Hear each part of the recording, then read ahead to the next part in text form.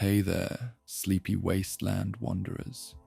Tonight, we're diving into the haunting beauty of the Fallout universe, where broken cities whisper forgotten stories, and every shadow hides a tale of survival. I'll be your guide through these glowing ruins, sharing quiet moments of hope, resilience, and the eerie calm of a world long gone. So, get cozy, dim the lights, and let the hum of your Pip-Boy light our way. Don't forget to like, subscribe, and check out our full Fallout playlist for more sleepy stories from the wasteland. And if there's a Fallout tale you want to hear next, drop it in the comments. Now, close your eyes, breathe deep, and drift into the world of Fallout, where dreams wander just beyond the horizon.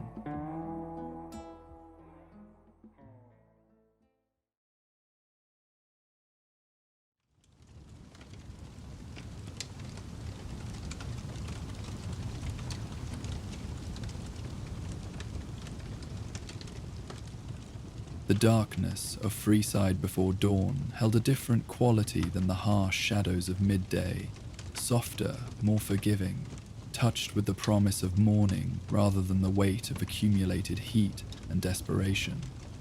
In the converted pre-war diner that served as Dr. Zara Okafor's medical clinic, a single candle flame flickered against the window pane, casting gentle light across surfaces that would soon bustle with the day's urgent needs. Dr. Okafor moved with the practiced precision of someone who had performed this ritual countless times, her movements economical yet unhurried in the pre-dawn quiet. The wooden match struck against its box with a soft whisper, igniting the candle that would provide her light for the next hour's preparation.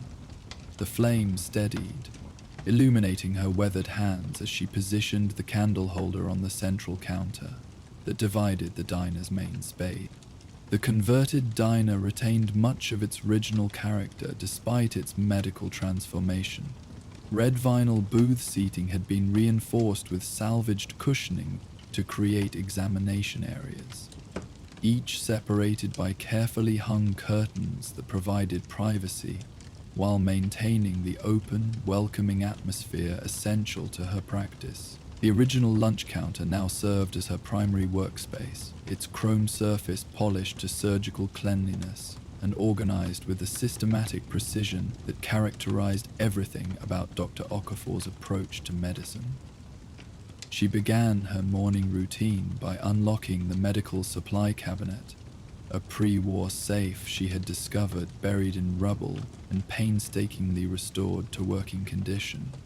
The heavy door swung open with satisfying smoothness, revealing shelves lined with glass jars containing precious medications, surgical instruments wrapped in clean cloth, and the countless small items that kept her clinic operational despite the constant shortage of proper medical supplies.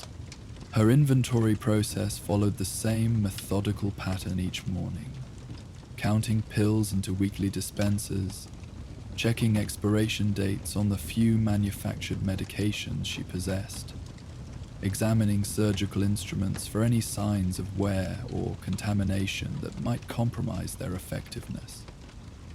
Each item was handled with the reverence appropriate to its scarcity and importance.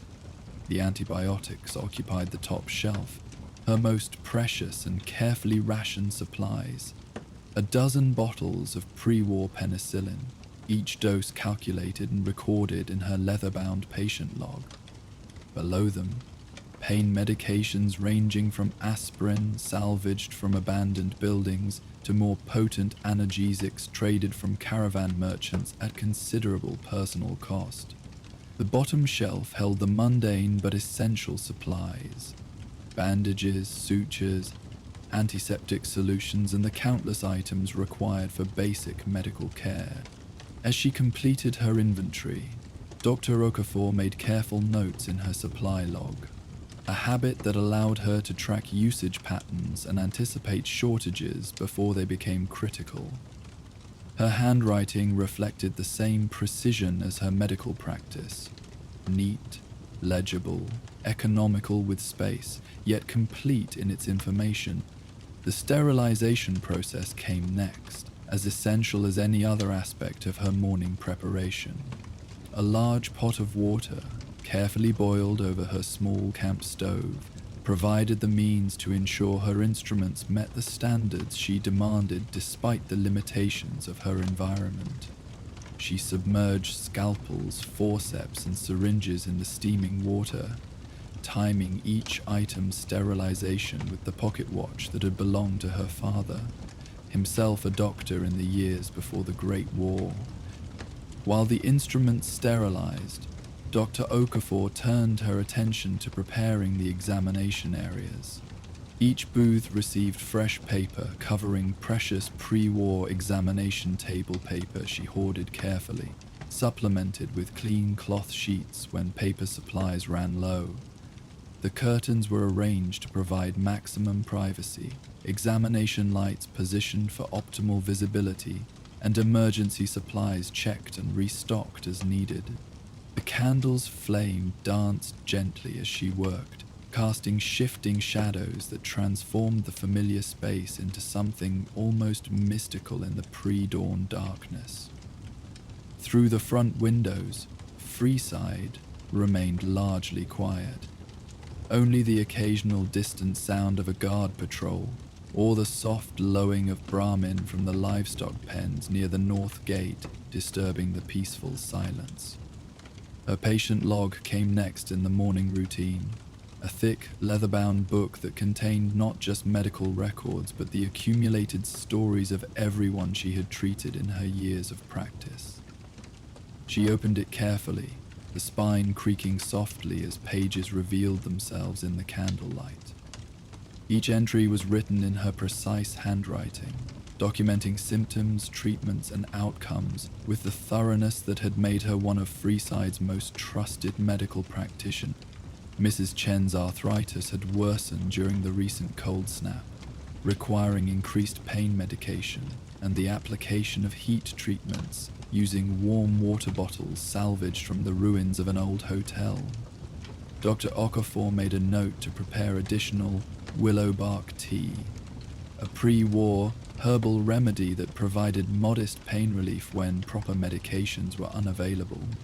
Young Tommy Castellanos had returned for his third dressing change, following the infected cut he had sustained while exploring the ruins near the old Mormon fort.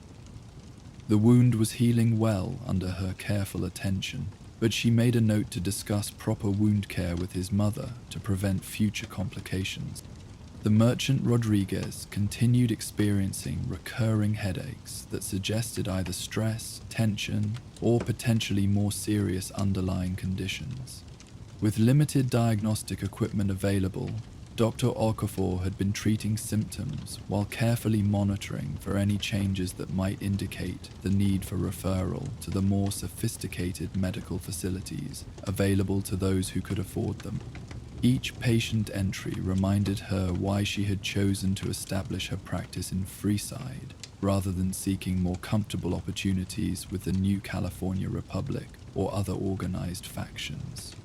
These people, the forgotten, the poor, the displaced, needed medical care just as desperately as anyone else, yet they lacked the resources to obtain it through traditional channels.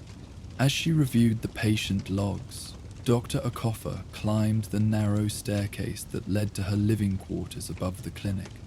The space was modest but comfortable, a single room containing her bed, a small desk where she studied medical texts, and shelves lined with the books that represented her ongoing medical education.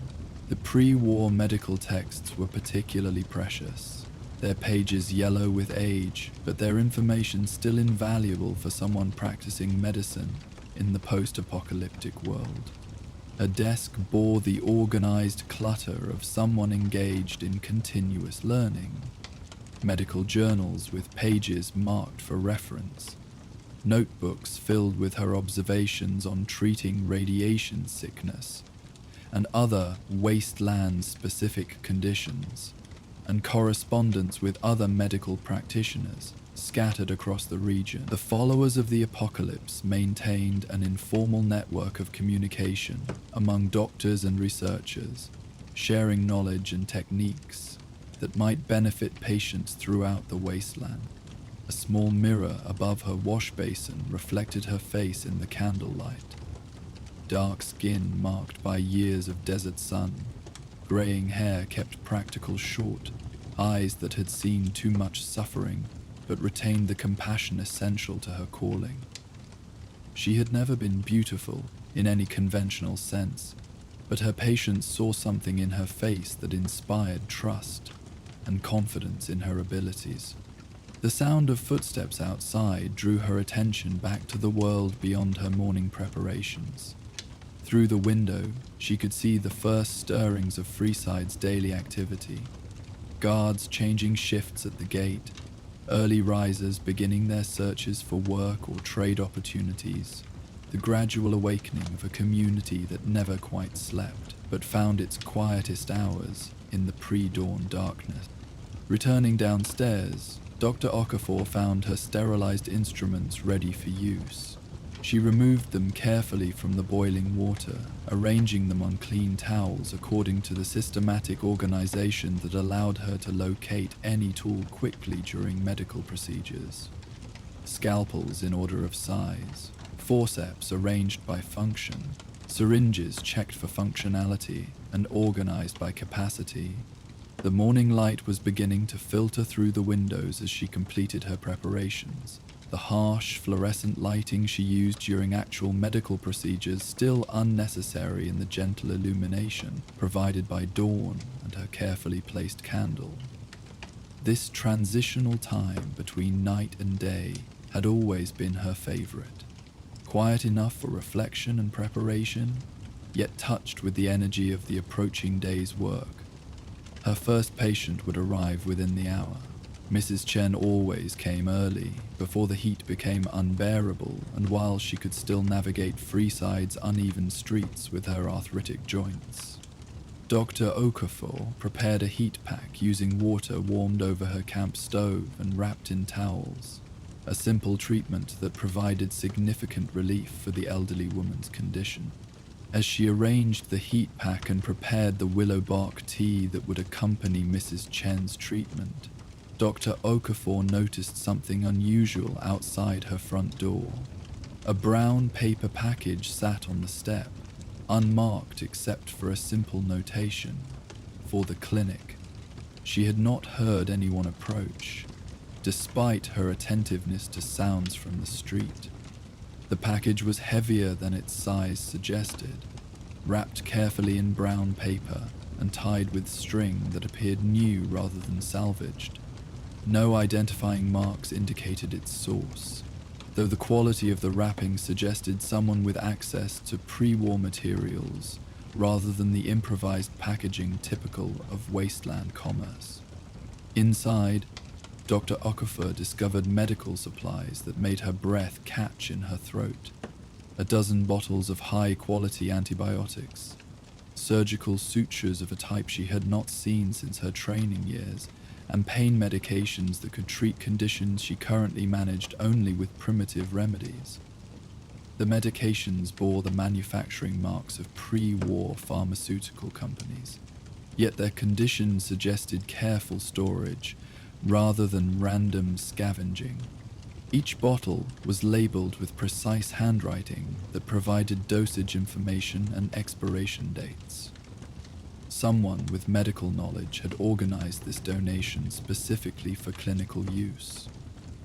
The antibiotics included broad-spectrum varieties that could treat infections she currently managed with limited effectiveness, while the pain medications offered relief options she could rarely provide to her patients. The implications troubled her, even as she recognized the tremendous value of the supplies. Whoever had left this package understood her needs with remarkable precision, suggesting observation of her practice over an extended period. While the supplies themselves appeared legitimate, the anonymous nature of the gift raised questions about the donor's motivations and expectations. Dr. Okafor carefully returned the supplies to their package while she considered her options. The medications could dramatically improve her ability to treat patients, potentially saving lives that might otherwise be lost to infections or conditions requiring pain management beyond her current capabilities. Yet accepting anonymous assistance might compromise the independence that allowed her to treat anyone, regardless of their ability to pay or their political affiliations. The sound of approaching footsteps announced Mrs. Chern's arrival, ending her immediate contemplation of the mysterious package. Dr. Okafor secured the supplies in her medicine cabinet before opening the door to greet her first patient of the day. Mrs. Chen moved slowly but with determination, her weathered face showing the pain that brought her to the clinic 3 times each week. She had been a seamstress before the arthritis made detailed work impossible, and she retained the precise attention to appearance that had characterized her professional life. Her grey hair was neatly braided, her patched clothing clean and carefully mended. "Good morning, doctor," she said in accented English, her voice carrying the formal politeness that marked her generation. "I hope I am not too early for my appointment." "Never too early, Mrs. Chen," Dr. Okafor replied warmly, helping the elderly woman navigate the step into the clinic. "I have your heat pack ready, and the tea is steeping. How have you been feeling since our last visit?" As she guided Mrs. Chen to her usual examination booth, Dr. Okafor found her attention divided between the familiar routine of patient care and the implications of the anonymous medical supplies. The antibiotics in particular could transform her treatment of Mrs. Chen's chronic joint infections, providing relief that her current limited options could not match. Mrs. Chen settled carefully onto the examination table, her movements reflecting the constant awareness of pain that characterized advanced arthritis. "The cold nights have been difficult," she admitted. "The aching keeps me awake, and the stiffness in the mornings is worse than usual." Dr. Okafor conducted her usual examination with gentle thoroughness, checking joint mobility, assessing swelling and inflammation, monitoring the progression of the condition that would ultimately determine Mrs. Chen's quality of life. The elderly woman's hands showed the characteristic deformities of advanced arthritis. Her fingers curved in ways that made simple tasks increasingly difficult. "Your condition remains stable," Dr. Okafor reported, though both women understood that stable in this context meant a gradual worsening that could be managed but not reversed. "The heat treatments continue to provide relief, and I have prepared additional willow bark tea for home use." As she applied the warm heat pack to Mrs. Chen's inflamed joints, Dr. Okafor made a decision that would test her principles regarding the anonymous supplies.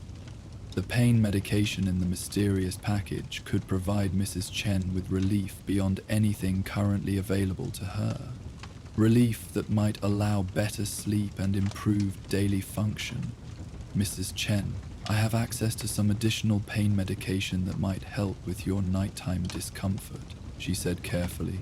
"It's stronger than what I usually provide, but I believe it would be safe and effective for your condition." The elderly woman's eyes brightened with hope, tempered by practical wariness. "I appreciate your help, doctor, but you know I cannot afford expensive medications. My savings are limited." "There would be no additional charge," Dr. Okafor assured her. "I received a donation of medical supplies specifically intended to help patients who need them." This technically accurate explanation satisfied both women, while avoiding the complications that might arise from discussing the anonymous nature of the donation. Dr. Okafor retrieved one of the pain medication bottles from her supply cabinet, carefully counting out a week's supply according to the dosage information provided with the donation. "Take 1 tablet before bedtime," she instructed, wrapping the pills in clean paper. "If you experience any unusual effects, discontinue use and return immediately." I want to see you again in 3 days to monitor your response to this medication." Mrs. Chen accepted the medication with the careful reverence appropriate to something precious and potentially life-changing. Her gratitude was evident in her expression, though her ingrained politeness prevented effusive thanks that might embarrass both of them. "You are very kind, Doctor," she said simply. "My family and I are grateful for your care." After Mrs. Chen's departure, Dr. Okafor found herself reflecting on the ethical implications of her decision to use the anonymous supplies. Her medical training emphasized the primary importance of patient welfare. First, do no harm, but also included considerations of professional independence and informed consent. The supplies themselves appeared legitimate and properly maintained, yet their mysterious origin created uncertainty about potential obligations or expectation. Her contemplation was interrupted by the arrival of her second patient, Tommy Castellanos, accompanied by his mother, Maria. The 8-year-old boy moved with the restless energy typical of children, though his bandaged arm reminded everyone of the injury that had brought him to Dr. Okafor's attention. "How is our patient feeling today?" Dr. Okafor asked, directing the question to Tommy while acknowledging his mother with a nod of greeting.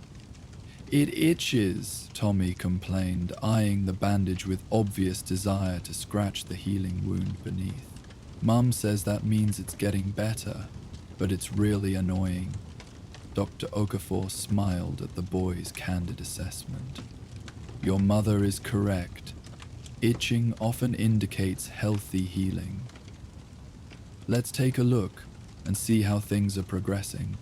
She unwrapped the bandage carefully, revealing a healing cut that showed excellent progress under her treatment regimen. The edges had sealed cleanly, inflammation had reduced significantly, and new tissue growth indicated normal healing without signs of persistent infection. "This looks very good, Tommy," she announced, earning a pleased grin from the boy and a relieved expression from his mother. "I think we can reduce the dressing to a simple adhesive bandage for the next few days."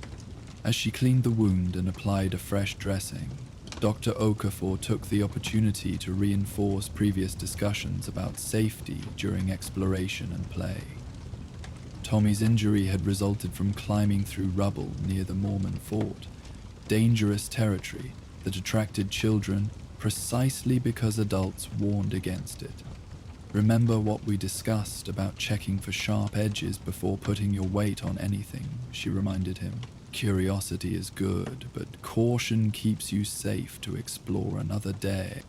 Tommy nodded solemnly, though his expression suggested the lesson might require reinforcement through experience rather than mere instruction.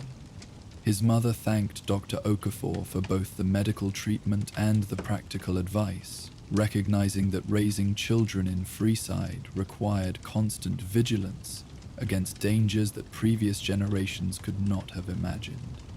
The morning progressed with a steady stream of patients, representing the diverse population that made Freeside both challenging and fascinating as a community. A caravan guard sought treatment for infected blisters caused by poorly fitting boots.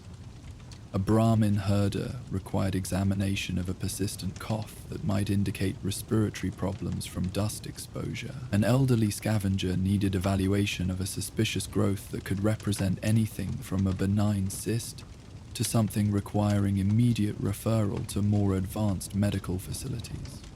Each patient received the same careful attention, regardless of their ability to pay or their social status within Freeside's informal hierarchy. Dr. Okafor's egalitarian approach to medical care had earned her respect throughout the community, though it also meant her financial resources remained perpetually limited. As she treated the morning's patients, she found opportunities to utilize supplies from the anonymous donation. The caravan guard received antibiotics that would clear his infection more effectively than the topical treatments she would otherwise have provided. The Brahmin herder got medication that could address respiratory inflammation in ways that her usual remedies could not match. Each time she reached for supplies from the mysterious package, Dr. Okafor felt the weight of uncertainty about accepting anonymous assistance. Yet, the improved outcomes for her patients provided compelling justification for setting aside her concerns about the donor's identity and motivations. During a brief lull between patients, she found herself examining the empty medication bottles more carefully. The handwriting that provided dosage information showed characteristics that suggested medical training, abbreviations used correctly, terminology applied precisely, dosage calculations that reflected professional knowledge. More intriguingly, she noticed subtle variations in the handwriting that suggested the person was accustomed to writing while wearing gloves or under conditions that required particular care. The letters were formed with deliberate precision, rather than the flowing script of someone writing casually, as if each notation required conscious attention to legibility. Her speculation was interrupted by the arrival of Rodriguez, the merchant whose recurring headaches had prompted ongoing concern. A man in his 40s who had prospered modestly through careful trading and fair dealing, he represented the small class of Freeside residents who had achieved modest stability through persistent effort and good judgment. "Dr. Okafor, I hope you have good news for me today," he said with the forced cheerfulness of someone dealing with chronic pain. "These headaches are becoming difficult to manage with the remedies you previously provided." Dr. Okafor conducted her usual examination, checking for signs of increased intracranial pressure, evaluating his responses to light and sound, assessing whether the headaches might indicate more serious underlying conditions. Her examination remained hampered by the lack of advanced diagnostic equipment that might definitively rule out conditions requiring specialized treatment. "Your symptoms remain consistent with tension headaches, likely related to stress and possibly dietary factors," she reported. "However, I now have access to medication that should provide better relief than what I could previously offer." The pain medication from the anonymous donation included options specifically effective for headache conditions, medications that could provide Rodriguez with genuine relief rather than the modest improvement offered by her usual treatments. As she prepared the prescription, Dr. Okafor found herself increasingly grateful for the mysterious benefactor, despite her ongoing concerns about accepting anonymous assistance. Rodriguez accepted the medication with visible relief, though he insisted on paying her usual fee despite her suggestion that the improved medication required no additional cost. His payment represented a significant portion of her daily income, contributing to the resources that allowed her to treat patients who could afford nothing at all. The afternoon brought a more challenging case. A young woman who had been injured in a fall from a damaged building while searching for salvageable materials. Her arm showed signs of possible fracture, requiring evaluation that pushed the limits of Dr. Okafor's diagnostic capabilities without proper X-ray equipment.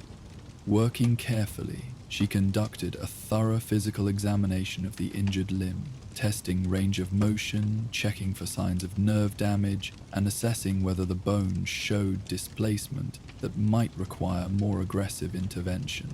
The examination process was necessarily slow and methodical, each test conducted with attention to the patient's comfort and the need for accurate assessment.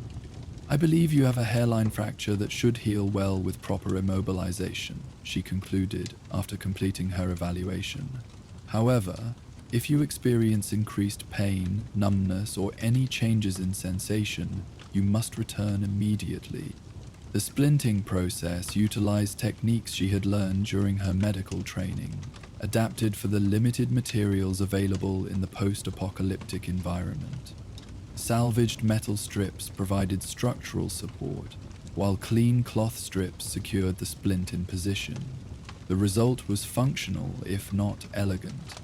A practical solution that would allow proper healing while maintaining the patient's ability to work and care for herself. As she wrapped the splint, Dr. Okafor found herself reflecting on the fundamental challenges of practicing medicine in the wasteland.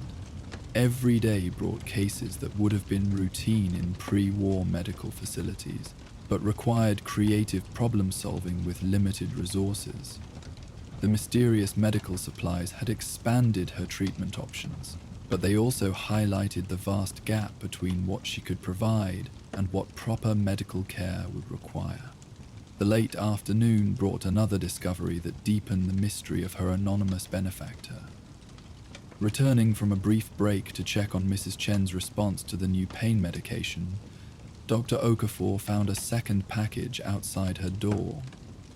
This one containing surgical instruments of remarkable quality and several medical texts that addressed conditions she frequently encountered but had limited resources to treat properly.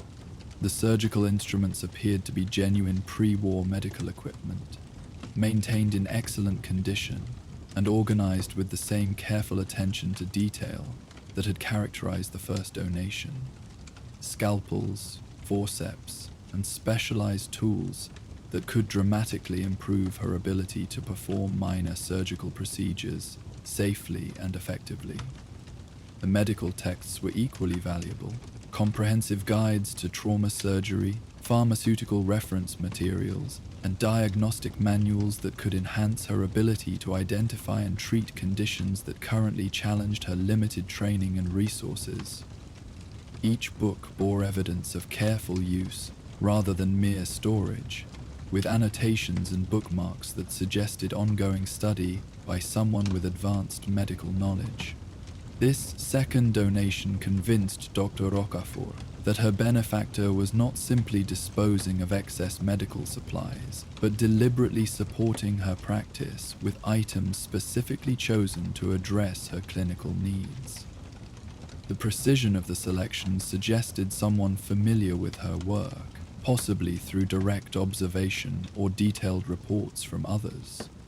As evening approached and her final patients of the day departed, Dr. Okafor found herself torn between gratitude for the donated supplies and concern about the implications of accepting such generous, anonymous assistance.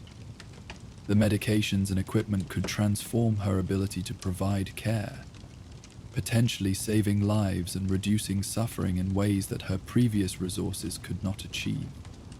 Yet the mystery of the donor's identity and motivations created ethical complications that troubled her professional sensibilities. Medical practice required transparency and accountability, principles that seemed compromised by accepting significant donations from unknown sources with unstated expectation. Her contemplation was interrupted by a soft knock at her door. Opening it, she found herself facing a middle-aged man in the faded fatigues of a former military medic. His appearance suggested someone who had seen combat but carried himself with the quiet dignity of someone who had found peace with difficult experiences. "Dr. Okafor, my name is Marcus Webb," he said quietly.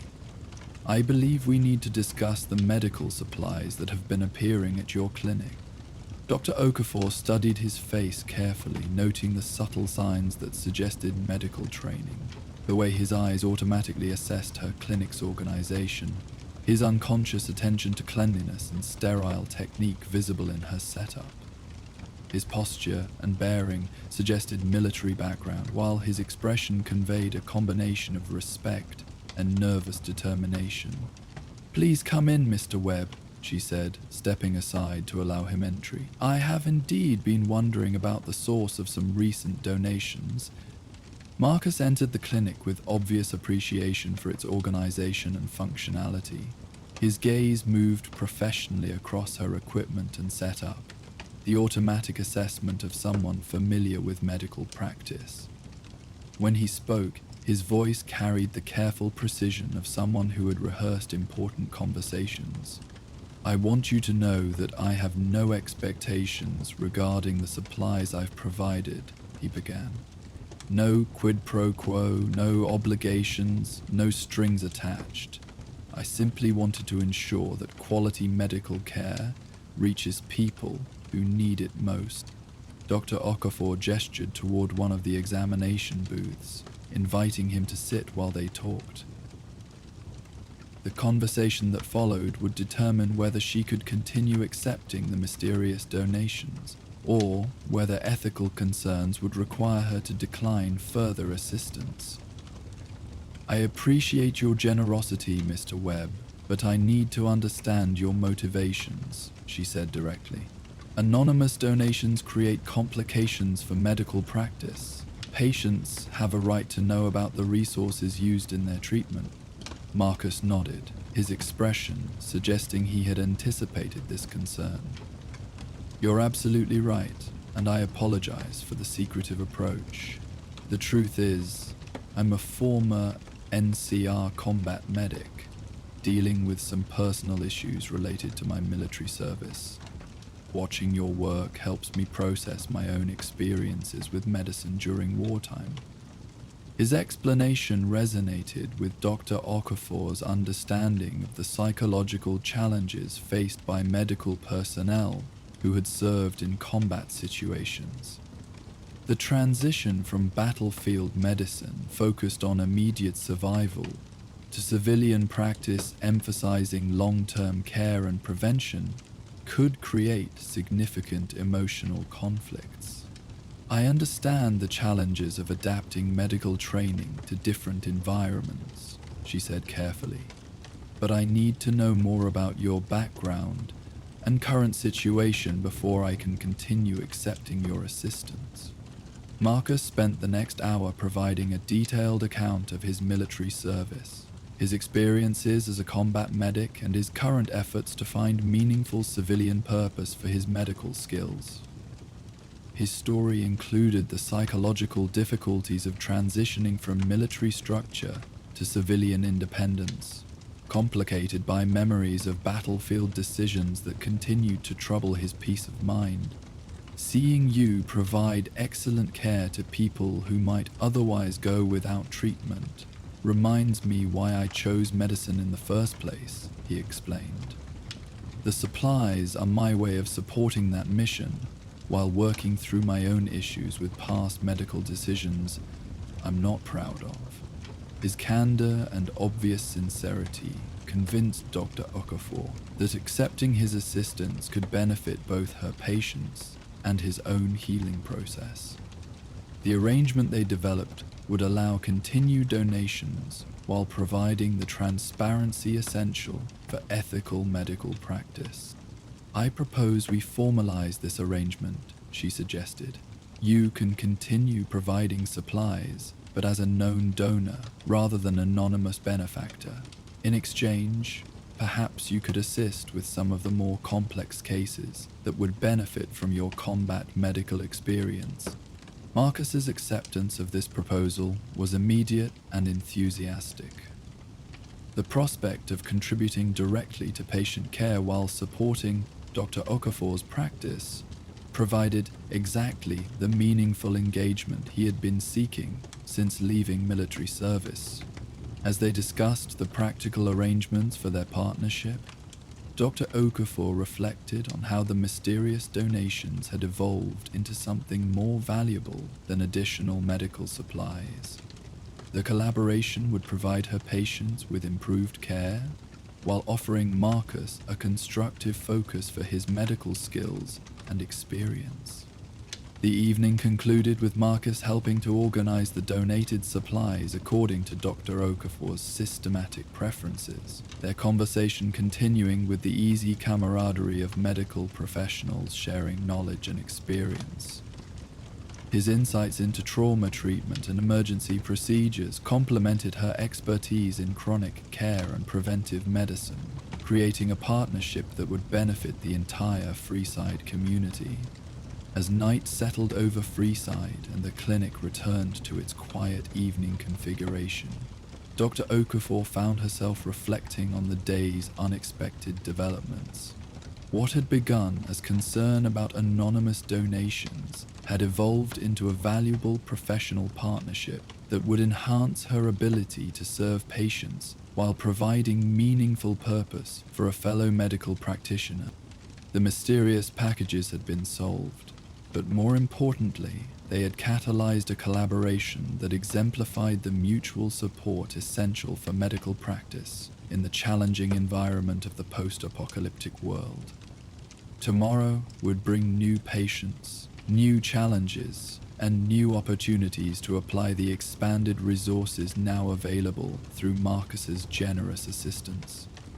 Outside, Freeside settled into its nighttime rhythm, guards taking positions for overnight security, residents securing their homes against the dangers that prowled the wasteland after dark, the community preparing for another cycle of survival and mutual support. Within the clinic, Dr. Okafor completed her evening routine with the satisfaction of someone whose work had found new dimensions of meaning and effectiveness. As she climbed the stairs to her living quarters, she paused to look back at the clinic that represented her life's work and her commitment to serving those who needed medical care regardless of their ability to pay. The donated supplies, properly organized and documented, would allow her to provide better care to more patients, while Marcus's assistance would bring additional expertise to challenging cases. The candle that had begun her day flickered gently in the evening breeze through her window, its steady flame providing the same reliable illumination that had guided her morning preparations. Tomorrow would begin with the same methodical routine, but now expanded by new resources and supported by professional partnership. The mysterious benefactor had become a valued colleague, and the clinic's capacity to heal had grown accordingly. While Dr. Okafor's expanded practice continued serving Freeside's forgotten residents with newfound resources and expertise, miles away in the Mojave Desert, a different kind of healing was beginning to take root. A weathered Brahmin cart rolled steadily along a dusty trade route toward a farming settlement where children had been forbidden to learn reading, while aboard that cart, boxes of carefully wrapped books waited alongside a teacher, determined to prove that education could strengthen rather than threaten the communities it served. Join us for the traveling teacher. The evening sun cast long golden shadows across the Mojave as Kenji Nakamura's Brahmin cart rolled steadily along the weathered asphalt of what had once been a state highway. The twin-headed beasts moved with the patient, unhurried gait that had carried them across hundreds of miles of wasteland, their massive forms silhouetted against the painted sky. Behind them, the cart's wooden wheels turned with the rhythmic creak that had become the soundtrack to Kenji's traveling classroom. The cart itself represented years of careful construction and modification, a Brahmin-drawn classroom designed specifically for bringing education to the scattered settlements of the wasteland. Canvas panels could be extended to create shade and weather protection, while wooden compartments held books, writing materials, and the countless supplies necessary for teaching in environments that had never known formal education. Brass fittings and reinforced joints spoke to craftsmanship that prioritized durability over appearance, built to withstand the harsh conditions of constant travel. Kenji sat comfortably on the driver's bench, reins held loosely in hands weathered by sun and desert wind. His appearance reflected the practical needs of his profession. Simple clothing suitable for travel and outdoor work, a wide-brimmed hat that provided essential protection from the relentless desert sun, and the lean build of someone who lived an active outdoor life. His dark eyes moved constantly across the landscape, reading the subtle signs that indicated water sources, potential hazards, and the proximity of human habitation. As the cart crested a gentle rise, the destination of his current journey came into view. Millbrook Settlement, a farming community built around a functioning artesian well that had drawn settlers to this particular patch of desert. The settlement spread across a small valley, where careful irrigation had transformed barren wasteland into productive agricultural land, green fields of crops creating an oasis of life in the harsh Mojave environment. The settlement's buildings reflected the practical architecture common to farming communities. Low, sturdy structures built to withstand desert storms and temperature extremes, with adobe walls and flat roofs designed to collect precious rainwater. Solar panels salvaged from pre-war installations provided power for essential systems, while windmills pumped water from the underground aquifer that made agriculture possible in this arid region. Kenji guided his Brahmin toward the settlement's outskirts, following the established protocol for traveling traders and visitors. Approaching communities required careful attention to local customs and security concerns, particularly when arriving near evening when guard patrols were most vigilant. His cart moved slowly, allowing plenty of time for residents to observe his approach and assess whether he represented opportunity or threat. Several residents had gathered near the settlement's informal entrance, a gap in the fence line where the main road passed between agricultural fields. Their expressions reflected the wariness common to frontier communities, tempered by curiosity about the unusual cart with its obviously educational purpose. Children peered from behind adult figures, their eyes drawn to the wooden boxes and canvas panels that suggested mysteries waiting to be revealed. "Good evening," Kenji called out as he drew the cart to a gentle stop, his voice carrying the friendly but respectful tone he had learned was essential for first contact with new communities.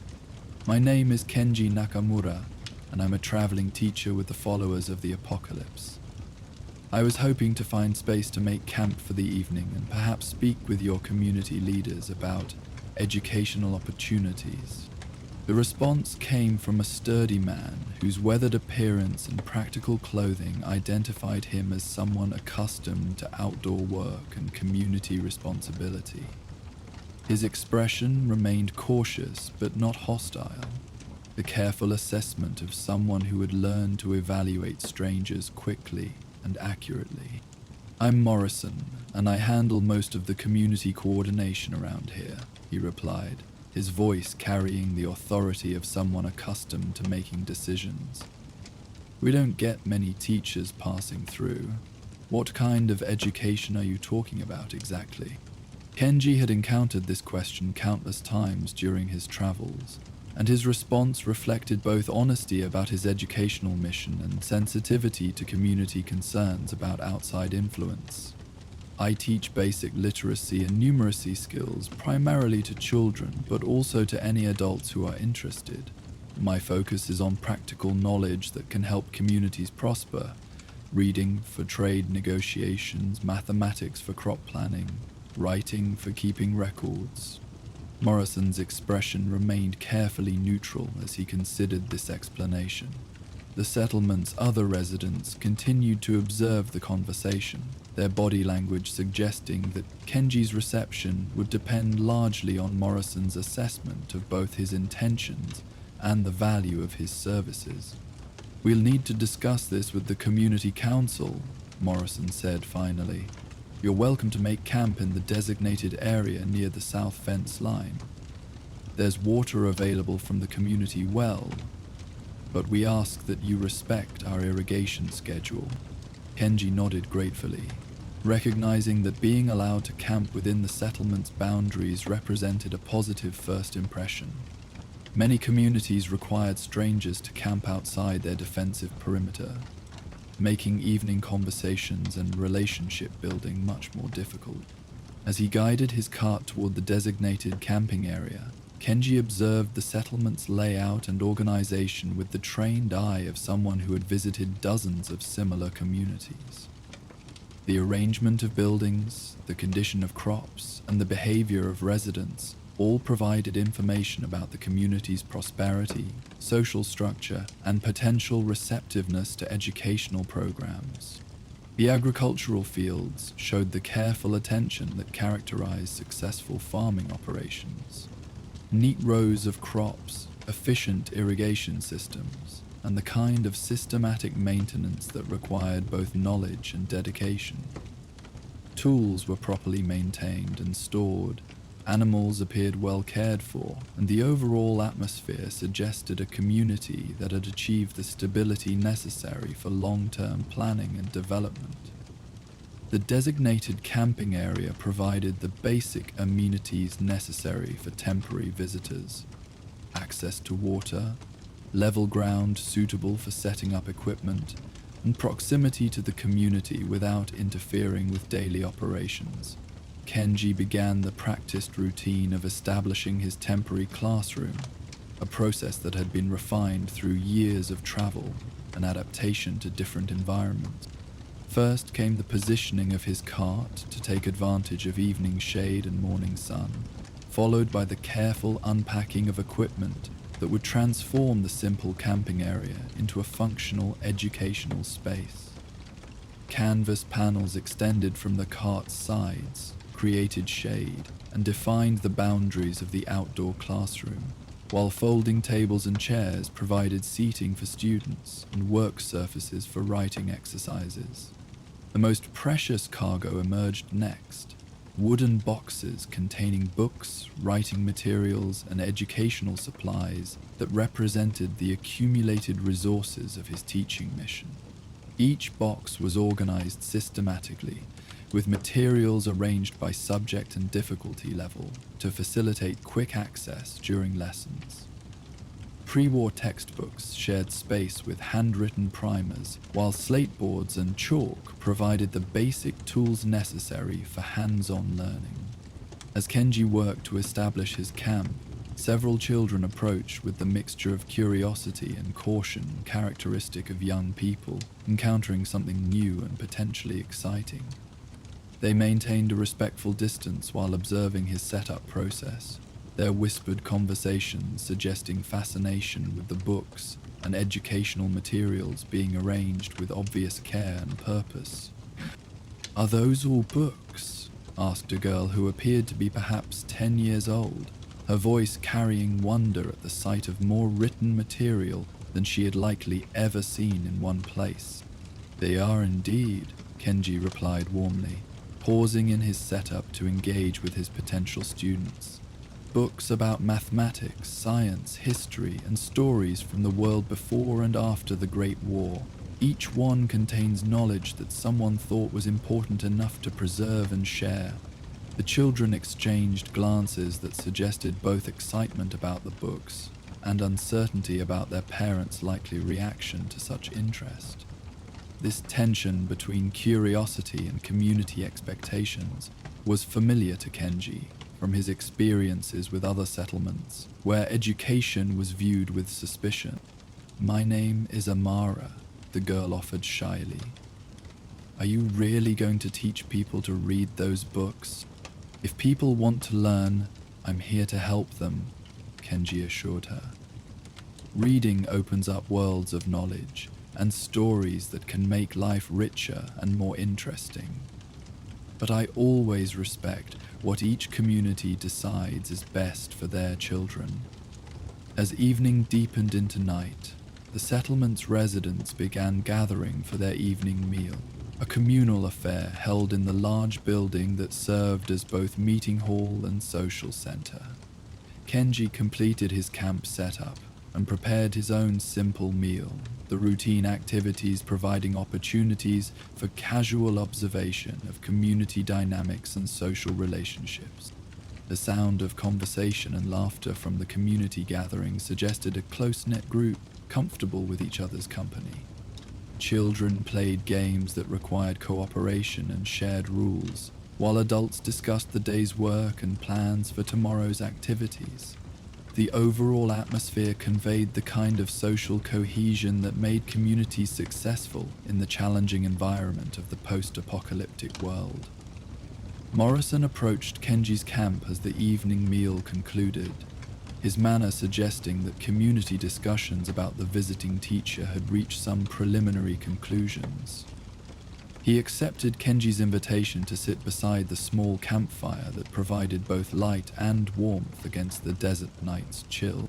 The council has some concerns about outside education, Morrison began directly, his tone respectful but firm. We've heard stories about young people who learned to read and write, then decided farming wasn't good enough for them anymore. They left for the cities and never came back to help their families or communities. Kenji nodded, understanding, recognizing legitimate concerns that deserved thoughtful response rather than dismissive reassurance. Those are valid worries, and I've encountered them in other communities. Education should strengthen communities, not weaken them. My approach focuses on knowledge that supports the work and values people already have. Morrison's expression suggested cautious interest rather than outright rejection, encouraging Kenji to continue explaining his educational philosophy and methods.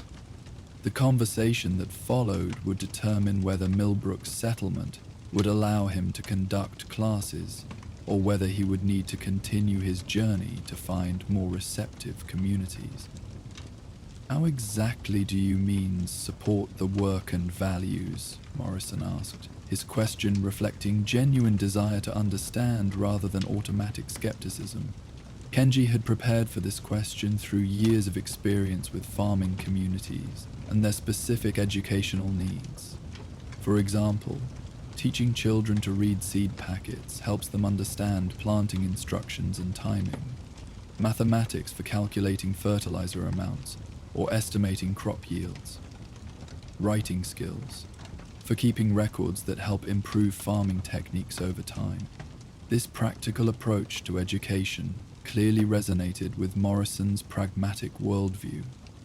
His body language relaxed slightly as he considered how literacy and numeracy might enhance rather than threaten the agricultural focus that defined their community's identity and economic foundation. That does sound more useful than just reading stories and poetry, Morrison admitted. But what about the concern that education makes young people dissatisfied with farming life? In my experience, knowledge tends to create appreciation rather than dissatisfaction, Kenji replied thoughtfully. When children understand the science behind crop rotation or the history of agricultural development, they often develop deeper respect for farming as a sophisticated skill rather than simple manual labor. Their conversation continued past the normal bedtime hour as Morrison shared specific concerns about community stability, and Kenji explained how his educational approach could address those concerns while providing genuine benefits to both individuals and the community as a whole. By the time they parted for the night, Morrison had agreed to allow Kenji to demonstrate his teaching methods to a small group of interested families.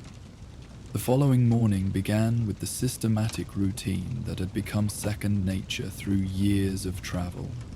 Kenji woke before dawn to tend his Brahmin, ensuring they had adequate water and feed for another day of potential travel if the community decided against accepting his educational services. The morning air carried the sense of agricultural activity, irrigation water on growing plants, the earthy smell of fertile soil, and the subtle fragrances of various crops reaching different stages of development.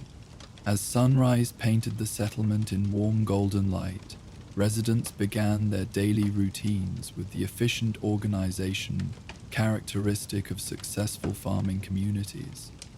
Irrigation schedules were followed precisely, animals were tended with obvious care, and work groups formed naturally to address the day's agricultural priorities. The overall impression was of people who had found sustainable ways to prosper in challenging circumstances through cooperation and careful management of limited resources. Several children approached Kenji's camp during the morning break from farm work, their curiosity about the books and educational materials having overcome their initial shyness.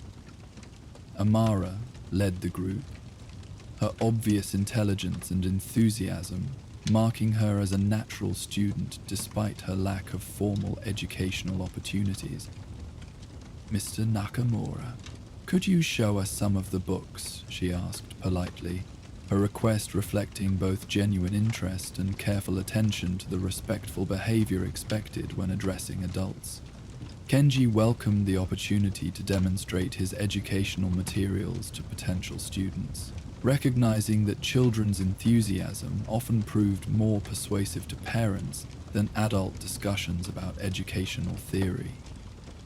He selected a book that combined practical information with engaging presentation, a guide to desert plant identification that included both scientific descriptions and traditional uses for various species. This book helps people identify plants that can be used for food, medicine, or other purposes, he explained, opening to pages that showed detailed illustrations alongside clear descriptive text. Learning to read books like this means you can access knowledge that people have collected over many years of experience. The children gathered around the book with obvious fascination, their fingers tracing the illustrations, while Kenji read selected passages that described familiar plants they had seen around their settlement. The combination of visual and written information clearly engaged their interest in ways that pure text might not have achieved. "Could we learn to read those words ourselves?" Amara asked, her question carrying the hope of someone who sensed possibilities beyond her current experience. "Absolutely," Kenji assured her. "Reading is a skill that anyone can learn with practice and patience. It starts with understanding how letters represent sounds, then how sounds combine to make words, and finally how words combine to express ideas." As the demonstration continued, several adults paused in their work to observe the interaction between the traveling teacher and their children. Their expressions reflected the complex emotions that education often evoked in communities where formal learning had been unavailable. Pride in their children's obvious intelligence, concern about potential consequences of expanded knowledge, and curiosity about possibilities they had never considered. Morrison approached the group as the morning demonstration concluded, his timing suggesting that he had been observing the educational session while maintaining the respectful distance appropriate for allowing children to form their own impressions of the learning opportunity.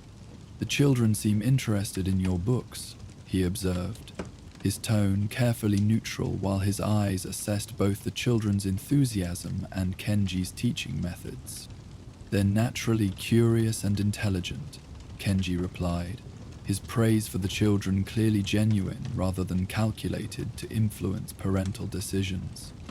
"Education works best when it builds on the interests and abilities students already possess." Morrison nodded thoughtfully, then made the decision that would determine whether Kenji's visit would result in educational opportunities for Millbrook settlement. "The council has agreed to let you conduct a trial session this afternoon. If the parents are satisfied with what you're teaching and how you're teaching it, we might consider a longer arrangement." The trial session took place in the settlement's community building, a large space normally used for meetings and social gatherings. Tables and chairs were arranged to accommodate both children and interested adults, while Kenji's educational materials were displayed in ways that allowed everyone to examine books and writing supplies up close. The session began with basic literacy concepts presented through practical applications relevant to farming communities. Kenji demonstrated how understanding letters and sounds could help with reading seed packets, fertilizer instructions, and trading documents. His teaching style emphasized hands-on learning, with students immediately practicing each concept rather than simply listening to explanations.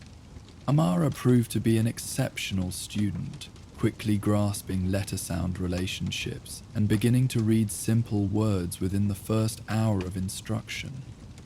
Her enthusiasm and rapid progress clearly impressed the adult observers, while her obvious enjoyment of learning helped reduce concerns about education being boring or irrelevant to rural life. Other children progressed at their own rates, but all showed genuine engagement with the learning process. Kenji's experience allowed him to adapt his teaching methods to different learning styles and abilities, ensuring that each student experienced success and encouragement rather than frustration or inadequacy. The mathematics portion of the session focused on calculations relevant to agricultural planning, measuring field areas, calculating seed requirements, and determining crop yields based on planting density. These practical applications demonstrated clearly how numeracy skills could enhance farming efficiency and profitability, addressing concerns about education being disconnected from real-world needs.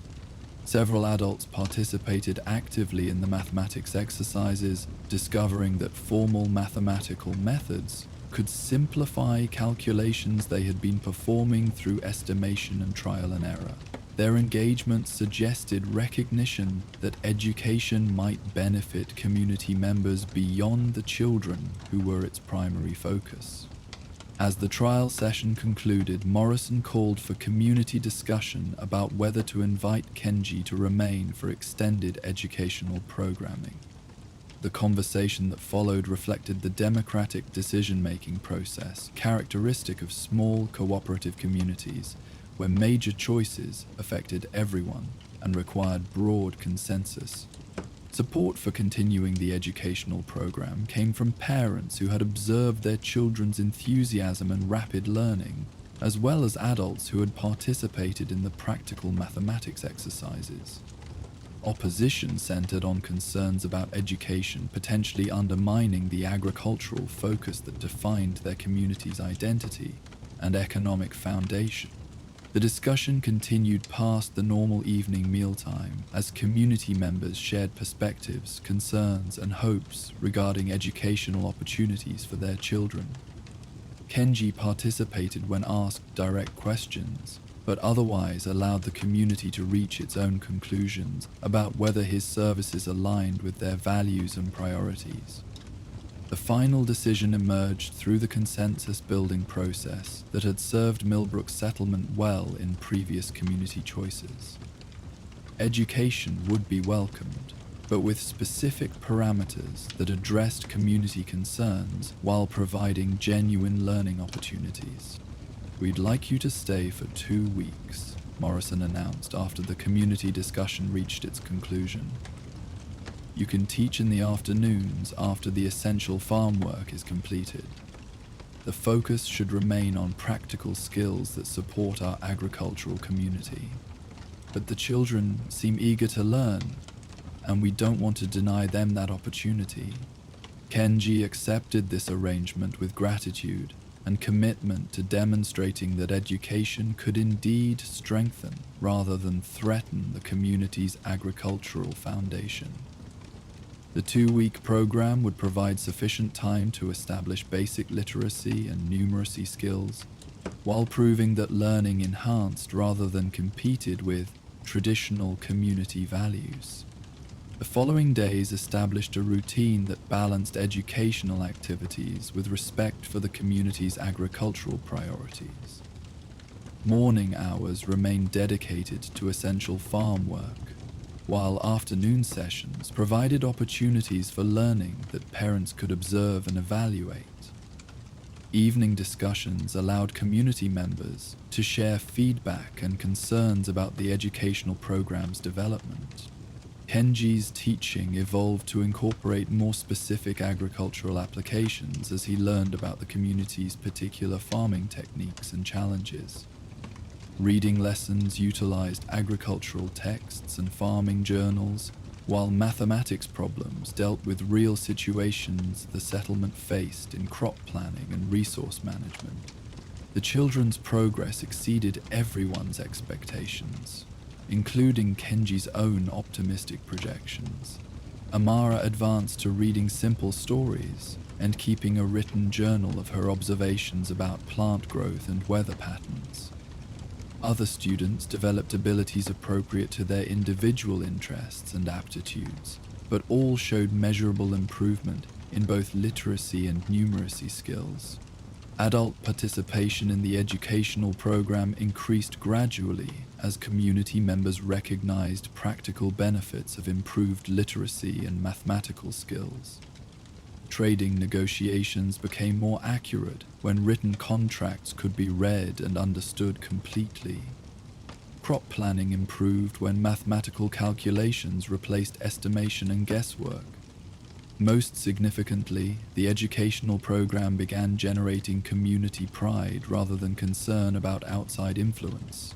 Children's enthusiasm for learning reflected positively on their families and the settlement as a whole, while their practical application of new skills demonstrated education's value for supporting, rather than undermining, traditional agricultural work. As the 2-week trial period approached its conclusion, Morrison approached Kenji to discuss the possibility of establishing a more permanent educational arrangement. The community's positive experience with the trial program had convinced most residents that learning opportunities should become a regular part of life in Millbrook Settlement. The council has been discussing ways to continue education after your departure, Morrison began, his manner reflecting the respect that had developed between the community leader and the traveling teacher. We're wondering whether you might consider making regular visits rather than just moving on to other settlements. This suggestion represented exactly the kind of sustainable educational arrangement that Kenji hoped to establish with communities throughout his territory. Regular visits would allow for continued learning without requiring permanent presence, while providing the community with ongoing access to educational resources and expertise. I would be honored to include Millbrook Settlement in my regular teaching circuit, Kenji replied warmly. Perhaps quarterly visits of 1 week each, time to accommodate your agricultural schedule and provide continuity for the students' learning progress. The arrangement they developed addressed both practical and educational considerations. Kenji would visit during seasons when agricultural demands were lighter, allowing maximum participation in learning activities. Between visits, selected community members would continue basic instruction, using materials and methods Kenji would provide. The final days of the initial visit were spent preparing for this ongoing educational partnership. Kenji worked with community members who showed aptitude for teaching, providing them with basic instructional materials and techniques for continuing literacy and numeracy education between his visits. A small library was established in the community building, stocked with books appropriate for different reading levels and interests. Agricultural texts provided practical information, while stories and histories offered entertainment and broader perspective on the world beyond Millbrook Settlement. Amara was designated as the lead student assistant, responsible for helping other children with their reading practice and maintaining the educational materials in good condition. Her obvious love of learning and natural teaching ability made her an ideal bridge between Kenji's formal instruction and the community's ongoing educational needs. As departure day arrived, the entire community gathered to express appreciation for the educational opportunities Kenji had provided, and to confirm their commitment to continuing the learning process between his visits. Children demonstrated their reading progress by taking turns reading aloud from various books, while adults shared observations about how improved literacy and numeracy skills had already begun benefiting their agricultural work.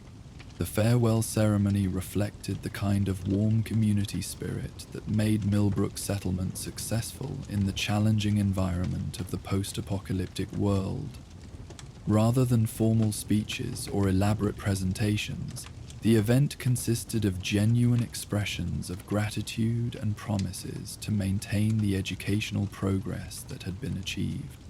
Morrison presented Kenji with a collection of preserved foods and handcrafted items, gifts that reflected both practical support for his continued travels and personal appreciation for the positive changes education had brought to their community. The items included enough supplies to sustain him for several weeks of travel, reducing his need to trade for basic necessities while searching for new communities to serve. You've shown us that learning can make our farming better rather than making our children want to abandon farming, Morrison said during the informal farewell gathering. That's a gift we didn't expect when you first arrived, and we're grateful for the way you've approached education with respect for our way of life. Kenji's response emphasized the mutual benefits of the educational partnership they had established. You've shown me how education works best when it serves communities' actual needs, rather than imposing outside ideas about what learning should accomplish. Teaching here has been as valuable for me as I hope it has been for all of you. As the Brahmin cart rolled away from Millbrook settlement the following morning, Kenji reflected on the successful establishment of another educational partnership that would provide ongoing learning opportunities while respecting community autonomy and traditional values. The arrangement represented the kind of sustainable approach to education that could gradually expand literacy and knowledge throughout the wasteland. The cart's cargo now included detailed notes about Millbrook's settlement's specific educational needs, plans for future visit curricula, and additional books selected specifically for the community's interests and reading levels. The systematic documentation would ensure that subsequent visits built effectively on the foundation established during the initial program. Behind him, the settlement continued its daily agricultural routines, but with the added dimension of educational activities that had become integrated into community life. Children practiced reading during rest breaks from farm work, while adults applied mathematical skills to crop planning and resource management with increased precision and confidence. The sight of children gathered around books during their leisure time had become as natural as seeing them help with agricultural tasks during work periods. Education had achieved the integration with community life that represented Kenji's ultimate goal for his teaching mission. As the cart topped the ridge that marked the boundary of Millbrook settlement's territory, Kenji paused to look back at the agricultural oasis where education had found welcome and practical application. Smoke rising from chimneys indicated the continuation of daily life, while the ordered fields represented the prosperity that had made educational investment possible. The next settlement on his circuit lay 3 days' travel to the northeast, a mining community where different challenges and opportunities would require adapted teaching approaches. Each community demanded respect for its particular circumstances and values, but all shared the fundamental human desire for knowledge and self-improvement that made educational work both challenging and deeply rewarding. The rhythmic creak of cartwheels and the steady pace of Brahmin hooves provided the soundtrack for reflection on the successful integration of education with agricultural community life. Millbrook settlement had proven that learning could enhance rather than threaten traditional livelihoods when approached with sensitivity and practical focus. As afternoon yielded to evening and the cart established camp beside a small spring, Kenji prepared lesson plans for the mining community that would be his next educational destination. Each community required customized approaches that respected local needs while providing genuine learning opportunities. The evening routine of caring for his Brahmin, preparing meals, and organizing educational materials provided the peaceful conclusion to another successful day of his teaching mission. Tomorrow would bring continued travel toward new communities and fresh educational challenges, but tonight offered the satisfaction of work well done and relationships successfully established. Stars emerged in the desert sky as Kenji completed his evening preparations, their ancient light providing the same navigation reference points that had guided travelers for millennia before the Great War transformed the world. The continuity of natural cycles offered reassurance that knowledge and learning would persist despite the dramatic changes that had reshaped human civilization. Within his travel journal, Kenji recorded observations about Millbrook Settlement's educational program and plans for future visits that would build on the foundation established during these initial weeks. The documentation would ensure continuity and progress, regardless of the challenges that might arise during his extensive travels throughout the wasteland. The night sounds of the desert provided a peaceful backdrop for reflection on the day's journey and preparation for tomorrow's continued travel. Somewhere ahead lay another community where education might find welcome, while behind him, Millbrook Settlement continued the learning process that would enrich lives and strengthen agricultural prosperity for generations to come. While Kenji's mobile classroom continued its journey toward new educational frontiers, far to the south, in the heart of the Mojave wasteland, another follower of the apocalypse was preparing for a very different kind of mission. Dr. Indira Patel carefully calibrated her radiation detection equipment in her modest research station, reviewing disturbing reports from a settlement experiencing mysterious health problems that defied conventional explanation. Join us for the radiation researcher. The morning sun cast long shadows across Dr. Indira Patel's research station, its rays filtering through the reinforced windows of the converted trailer that served as both laboratory and living quarters in the remote reaches of the Mojave Desert. The facility, modest in size but sophisticated in its scientific equipment, hummed with the gentle electronic sounds of radiation detection instruments conducting their continuous monitoring of the surrounding environment. Dr. Patel moved through her morning routine with the methodical precision that characterized all aspects of her scientific work. Each piece of equipment received careful attention, radiation detectors calibrated to detect even minute changes in background levels, spectrometers aligned for precise isotope identification, and data logging systems verified for accuracy in their continuous recording of environmental conditions. The research station represented years of careful planning and resource allocation by the followers of the apocalypse, designed to support long-term studies of radiation's effects on human health and environmental recovery. Solar panels provided reliable power for the sensitive electronic equipment, while a sophisticated water filtration system ensured safe drinking water despite the contaminated sources common throughout the wasteland, and her workspace reflected the organized efficiency essential for conducting meaningful scientific research under challenging conditions.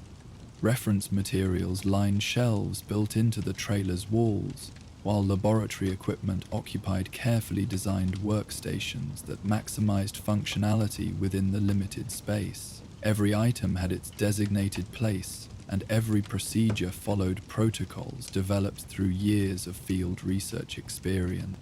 The radiation detection equipment displayed readings that had become familiar through months of baseline monitoring. Background levels slightly elevated above pre-war norms, but within acceptable ranges for long-term human habitation.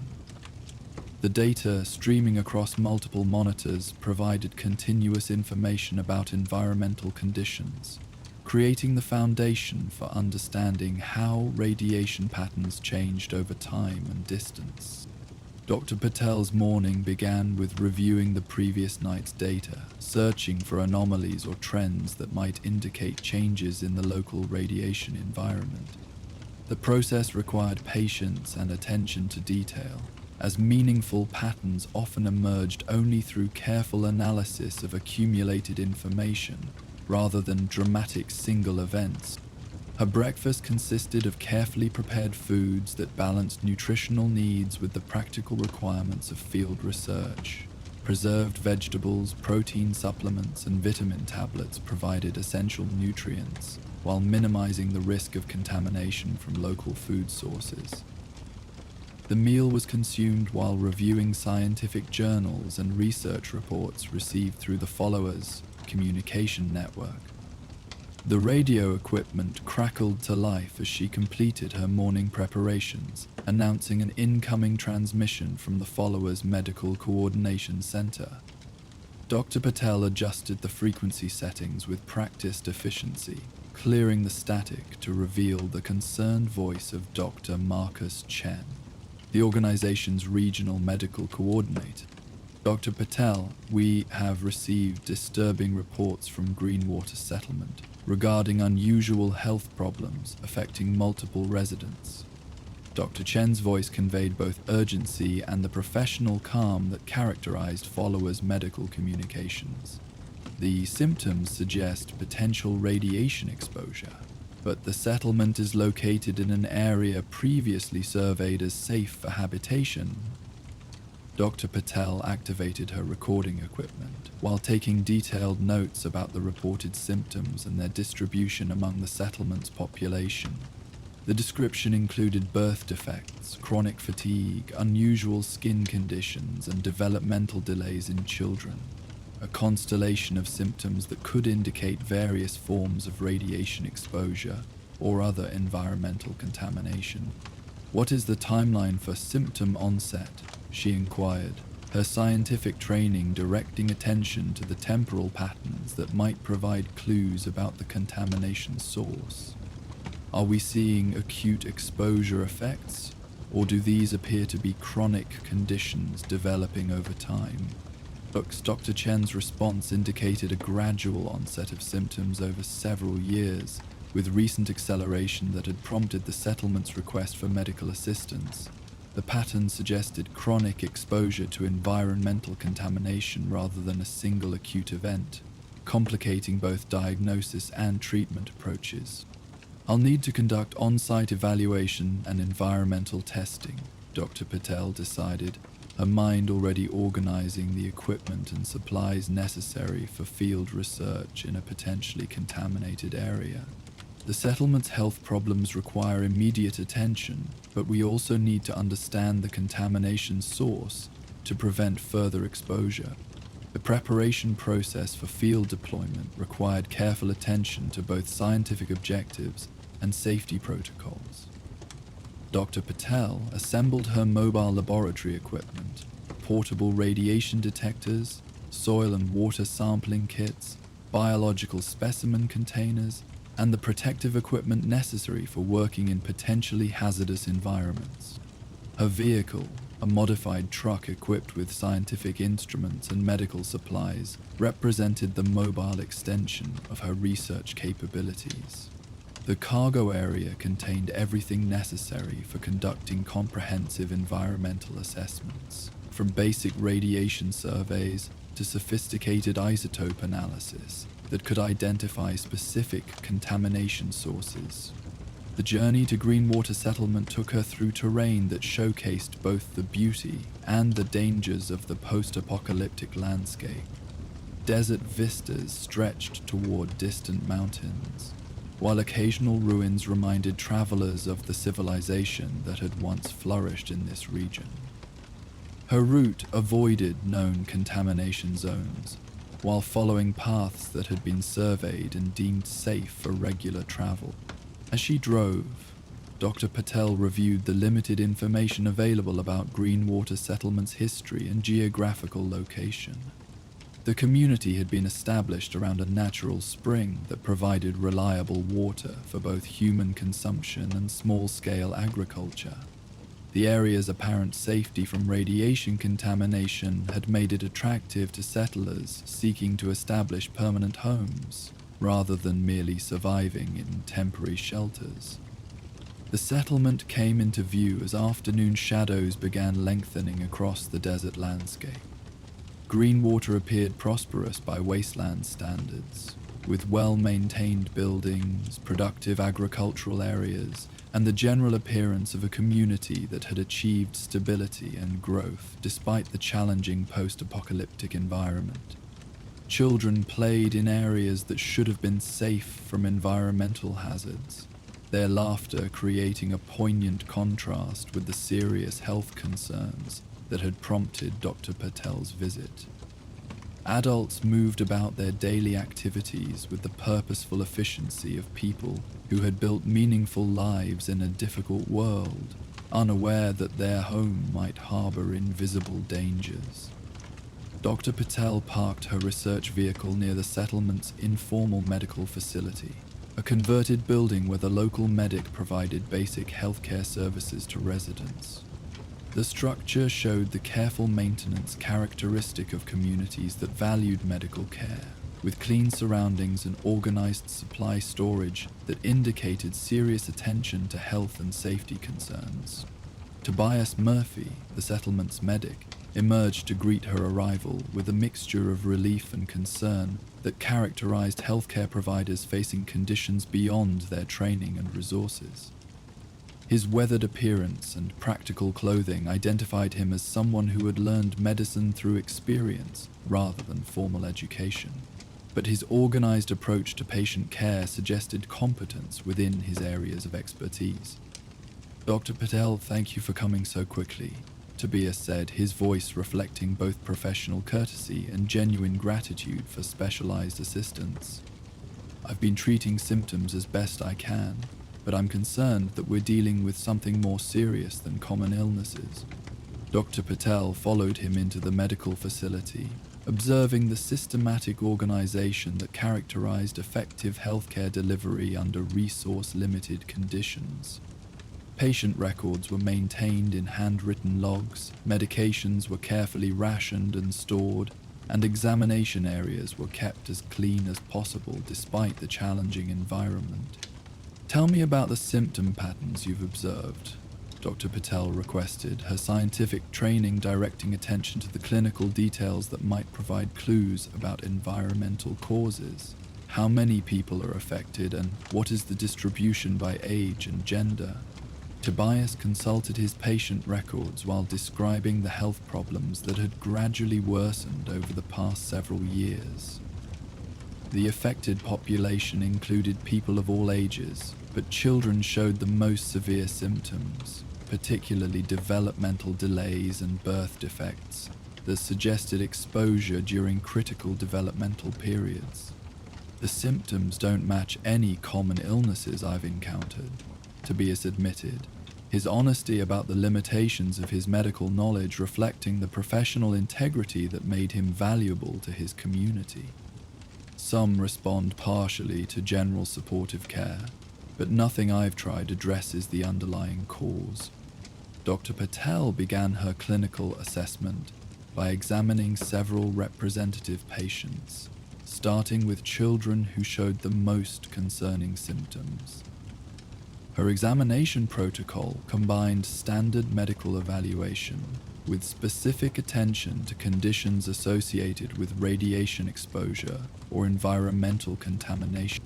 The first patient, a 6-year-old girl named Sarah, displayed developmental delays that could indicate exposure to environmental toxins during critical growth periods. Her motor skills lagged behind normal developmental milestones, while cognitive testing suggested processing difficulties that interfered with learning and social interaction.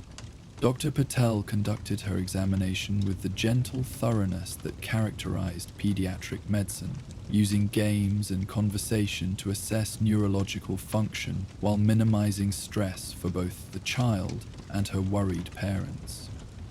The clinical findings suggested environmental rather than genetic causes, but definitive diagnosis would require laboratory analysis of biological samples.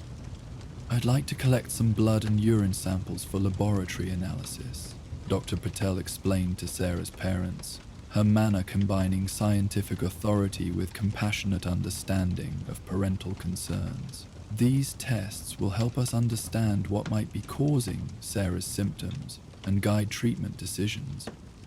The parents agreed readily, their trust in medical authority reflecting both desperation for answers and confidence in Dr. Partl's expertise. The sample collection process followed strict protocols for handling potentially contaminated biological materials, with proper labeling and preservation techniques that would ensure accurate laboratory results. Additional patients revealed similar patterns, chronic health problems that suggested environmental exposure rather than infectious disease or genetic conditions. Adults showed fatigue and skin conditions that could indicate chronic low-level radiation exposure, while pregnant women reported complications that might be linked to environmental contamination. Dr. Patel documented each case carefully, noting symptom patterns, timing of onset, and potential exposure pathways that might connect individual cases to common environmental sources. The clinical data would provide essential information for environmental testing, designed to identify specific contamination sources. As evening approached, she established her mobile laboratory in the settlement's designated research area, a space that provided access to power and water, while maintaining separation from residential areas. The setup process involved careful calibration of detection equipment and establishment of systematic sampling protocols that would ensure comprehensive environmental assessment. The radiation detection equipment immediately revealed readings that exceeded normal background levels, confirming suspicions that environmental contamination was contributing to the health problems observed in settlement residents. However, the contamination patterns were unusual, suggesting sources other than typical post-war radioactive fallout. Dr. Patel's initial survey identified several areas with elevated radiation readings, but the distribution pattern didn't match any of the common contamination sources she had encountered in previous research. The readings were highest in areas that should have been safest, near the natural spring that provided the settlement's water supply, and in agricultural areas where food was grown. Her evening work involved collecting soil and water samples from multiple locations throughout the settlement, following systematic protocols that would allow laboratory analysis to identify specific contamination sources. Each sample was carefully labeled with location coordinates, collection time, and preliminary radiation readings that would guide subsequent analysis. The water samples were particularly concerning, as they showed contamination levels that could explain the chronic health problems observed in settlement residents. The spring that had made the location attractive for settlement appeared to be bringing contaminated groundwater to the surface, creating a health hazard that had gone unrecognized during the community's establishment. As night settled over Greenwater Settlement, Dr. Patel reviewed her preliminary findings while preparing for the comprehensive environmental survey that would occupy the following day. The initial data suggested a complex contamination situation that might require difficult decisions about the settlement's future viability as a safe place for human habitation. A temporary laboratory hummed with the activity of automated analysis equipment processing the day's samples, while data logging systems recorded continuous environmental measurements that would provide a complete picture of contamination patterns. The scientific work continued even as the settlement's residents settled into their evening routines, unaware of the invisible dangers that surrounded their daily lives. The following morning began with expanded environmental testing designed to identify the specific sources and extent of contamination affecting Greenwater Settlement. Dr. Patel's systematic survey followed established protocols for environmental assessment, with particular attention to parts. Her investigation led her to areas beyond the settlement's boundaries, where she discovered evidence of pre-war industrial activity that had not been documented in available historical records. Buried foundations and scattered industrial debris suggested a chemical processing facility that had operated in the area before the Great War, potentially creating contamination that persisted long after the facility's destruction. The discovery of industrial ruins provided a possible explanation for the unusual contamination patterns observed in the settlement. Chemical processing facilities often generated radioactive waste as a byproduct of their operations, and improper disposal practices could create contamination that remained dangerous for decades or centuries after the facility's closure. Dr. Patel's exploration of the industrial site required careful attention to safety protocols, as the area showed higher radiation levels than the settlement itself. Her protective equipment and detection instruments allowed safe investigation of the buried facility while collecting samples that would identify specific contamination sources. The buried facility contained equipment and materials that confirmed her hypothesis about industrial contamination. Chemical processing equipment, storage tanks, and waste disposal areas had been abandoned in place when the facility was evacuated, creating a legacy of contamination that affected groundwater flowing toward the settlement spring. Her documentation of the industrial site included detailed photographs, radiation measurements, and samples of contaminated materials that would support comprehensive analysis of the contamination problem. The evidence clearly established the connection between pre-war industrial activity and the current health problems affecting settlement residents. Returning to the settlement with this information, Dr. Patel faced the difficult task of explaining her findings to community leaders and residents who had built their lives around the assumption that their home was safe for long-term habitation. The conversation would require both scientific accuracy and compassionate understanding of the emotional impact such news would have on the community. Elder Councilwoman Liu, the settlement's senior leader, listened carefully as Dr. Patel presented her findings and their implications for the community's health and future. The elderly woman's expression reflected the weight of responsibility she felt for the welfare of everyone who had chosen to make Greenwater their home. "Does this mean for our families?" Councilwoman Liu asked, her voice carrying the controlled emotion of someone facing news that would fundamentally alter her community's future. "Can the contamination be cleaned up, or do we need to consider relocation?" Dr. Patel's response combined scientific honesty with recognition of the practical and emotional challenges the community faced. "The contamination is extensive and deeply embedded in the groundwater system. Complete remediation would require resources and technology that aren't currently available. However, there are measures we can take to reduce exposure and protect residents' health." The discussion that followed involved careful explanation of risk reduction strategies that could minimize further exposure while the community considered longer-term solutions. Water filtration systems could reduce contamination in drinking water, while dietary modifications could limit intake of contaminated food sources. For immediate health concerns, Dr. Patel recommended medical monitoring and treatment protocols that could help manage symptoms and prevent progression of radiation conditions. The treatments wouldn't reverse existing damage, but could improve quality of life while reducing further health deterioration.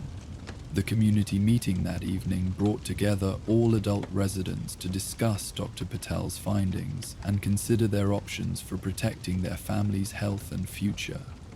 The conversation reflected the democratic decision-making process that had served the settlement well in previous challenges, but the stakes were higher than any they had previously faced. Some residents advocated for immediate relocation to safer areas, arguing that no level of contamination was acceptable when children's health was at stake. Others emphasized the difficulty of abandoning homes and livelihoods they had worked years to establish, suggesting that risk reduction measures might allow continued habitation with acceptable safety margins. Dr. Patel participated in the discussion by providing scientific information about contamination levels, health risks, and the effectiveness of various protective measures. Her role was to ensure that community decisions were based on accurate understanding of the situation rather than fear or wishful thinking. The debate continued past midnight as residents grappled with decisions that would affect not only their own families, but the entire community's future. The process reflected the complexity of environmental health decisions in the post-apocalyptic world, where safe alternatives were often unavailable, and all choices involved significant risks and sacrifices. No consensus emerged from the initial community meeting, but the discussion established the framework for ongoing deliberation about the settlement's future. Families would need time to consider their options and evaluate their personal risk tolerance in light of Dr. Patel's findings. The following days were spent implementing immediate protective measures while residents continued their deliberations about longer-term solutions. Dr. Patel worked with Tobias to establish medical monitoring protocols that could track residents' health and identify early signs of radiation conditions requiring intervention.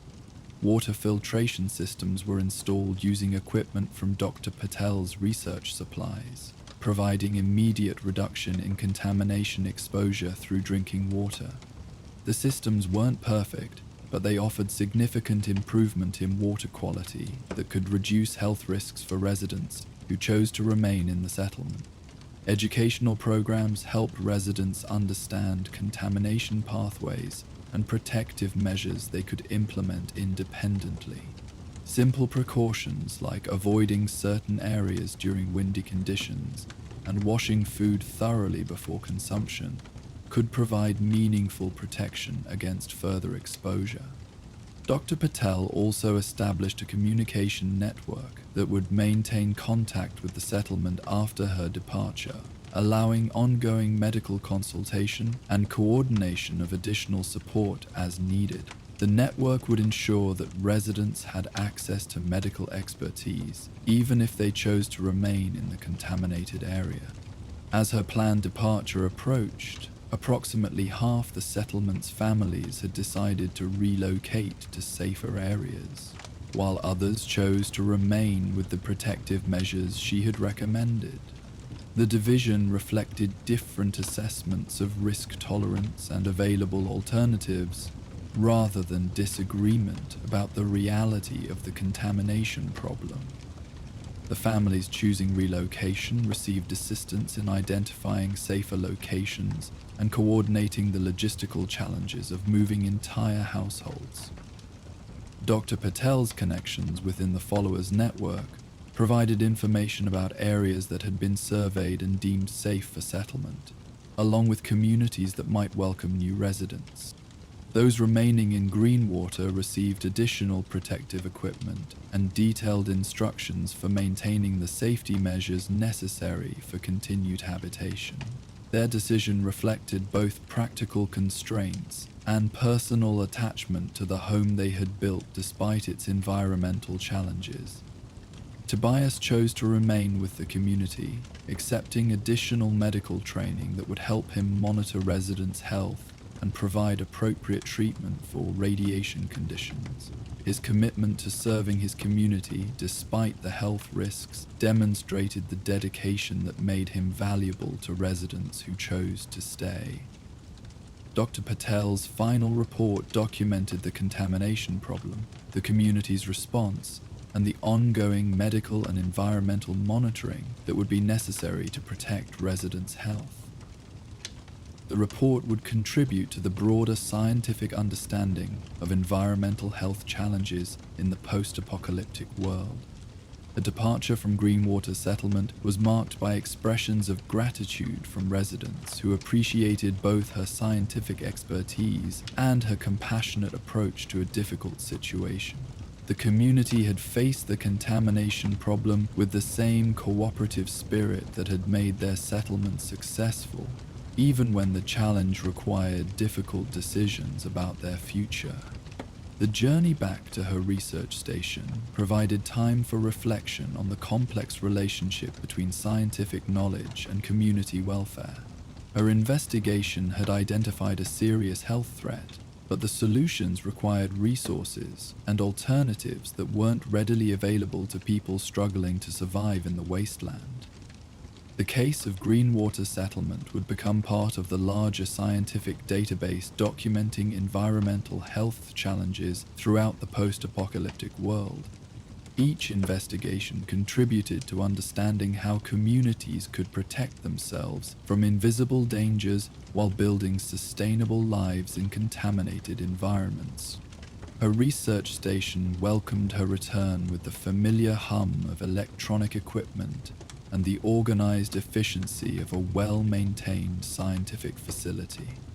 The samples collected from Greenwater would undergo detailed analysis that might reveal additional information about the contamination source and potential treatment approaches. The laboratory work that followed would require weeks of careful analysis, but the immediate human needs had been addressed through the protective measures implemented at the settlement. Science and compassion had worked together to provide both understanding and practical assistance to people facing environmental health challenges.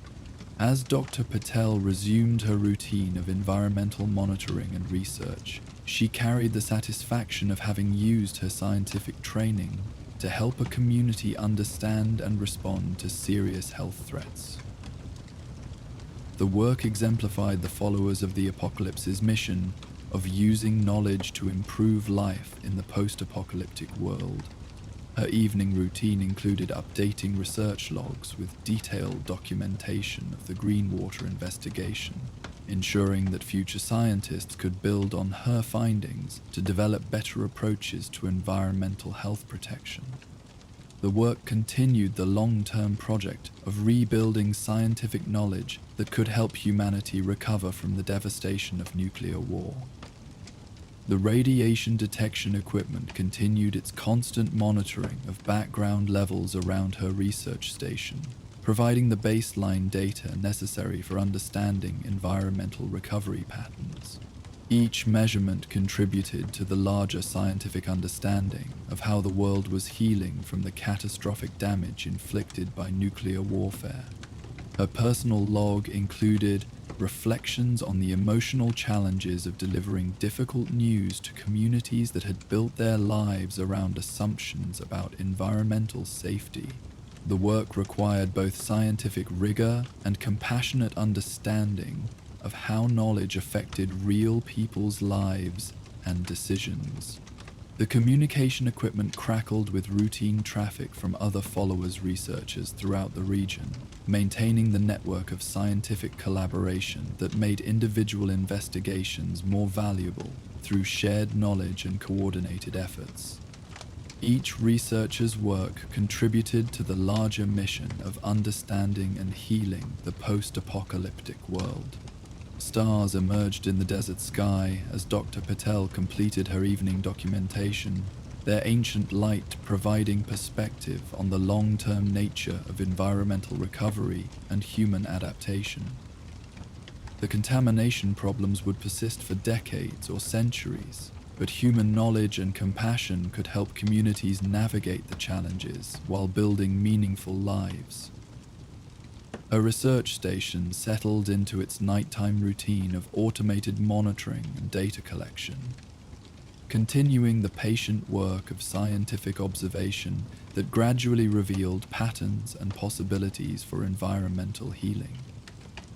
The work required persistence and faith in the eventual value of accumulated knowledge for improving human welfare. Tomorrow would bring new data to analyze, new questions to investigate, and new opportunities to apply scientific knowledge for the benefit of communities struggling with environmental health challenges. The work continued, with the steady dedication that characterized the followers' mission of using knowledge to heal the world. While Dr. Patel's laboratory hummed with the quiet work of scientific analysis, far to the north, Another follower was preparing for a journey that would test the organization's commitment to peace and humanitarian service. Esperanza Ruiz checked her radio equipment one final time before departure, reviewing the careful plans that she hoped would safely deliver desperately needed medical supplies to an isolated clinic through potentially hostile territory. Join us for the Supply Runner's mission. The pre-dawn hours at the Followers of the Apocalypse Logistics Center carried a particular quality of focused quiet, broken only by the soft crackle of radio communications and the gentle hum of equipment maintaining contact with outposts scattered across the wasteland. Esperanza Ruiz moved through the command center with the practiced efficiency of someone who had coordinated supply operations for nearly a decade, her presence bringing order to the complex web of resource management that kept remote medical facilities operational. The logistics center occupied a converted warehouse that had been transformed into the nerve center for humanitarian operations throughout the region. Wall-mounted maps marked with colored pins showed the locations of active medical outposts, while status boards tracked supply levels, communication schedules, and the constant flow of resources necessary to maintain healthcare services in isolated communities.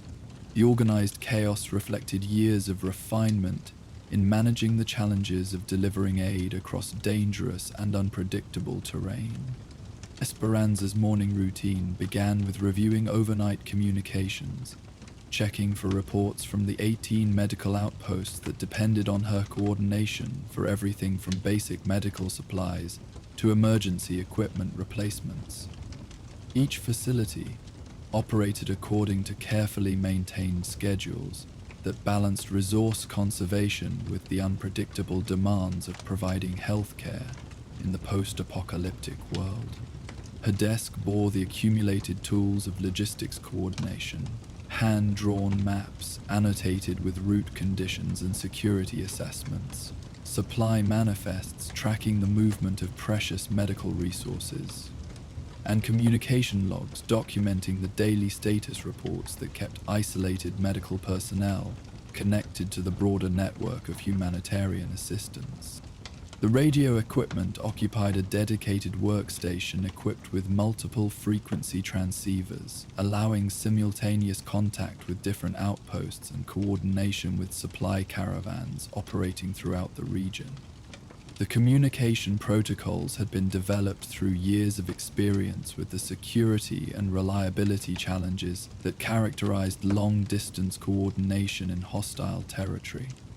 As morning light filtered through the warehouse windows, Esperanza conducted her systematic review of each outpost's status, beginning with the facilities operating in the most challenging environments. The Whitestone Clinic, located deep in tribal territory, held particular importance due to its role in maintaining peaceful relationships with indigenous communities through consistent medical assistance. Dr. Hassan's voice should have reported routine status and supply requirements during the previous evening's scheduled communication window, but the designated frequency had remained silent for 3 consecutive days. The absence of contact created immediate concern, as Dr. Hassan maintained punctual communication schedules with a reliability that characterized dedicated medical professionals. Esperanza consulted her operational maps while considering the possible explanations for the communication failure. Equipment malfunction was possible but unlikely, given the redundant communication systems installed at critical outposts. Weather interference could disrupt transmissions temporarily, but 3 days suggested problems beyond atmospheric conditions.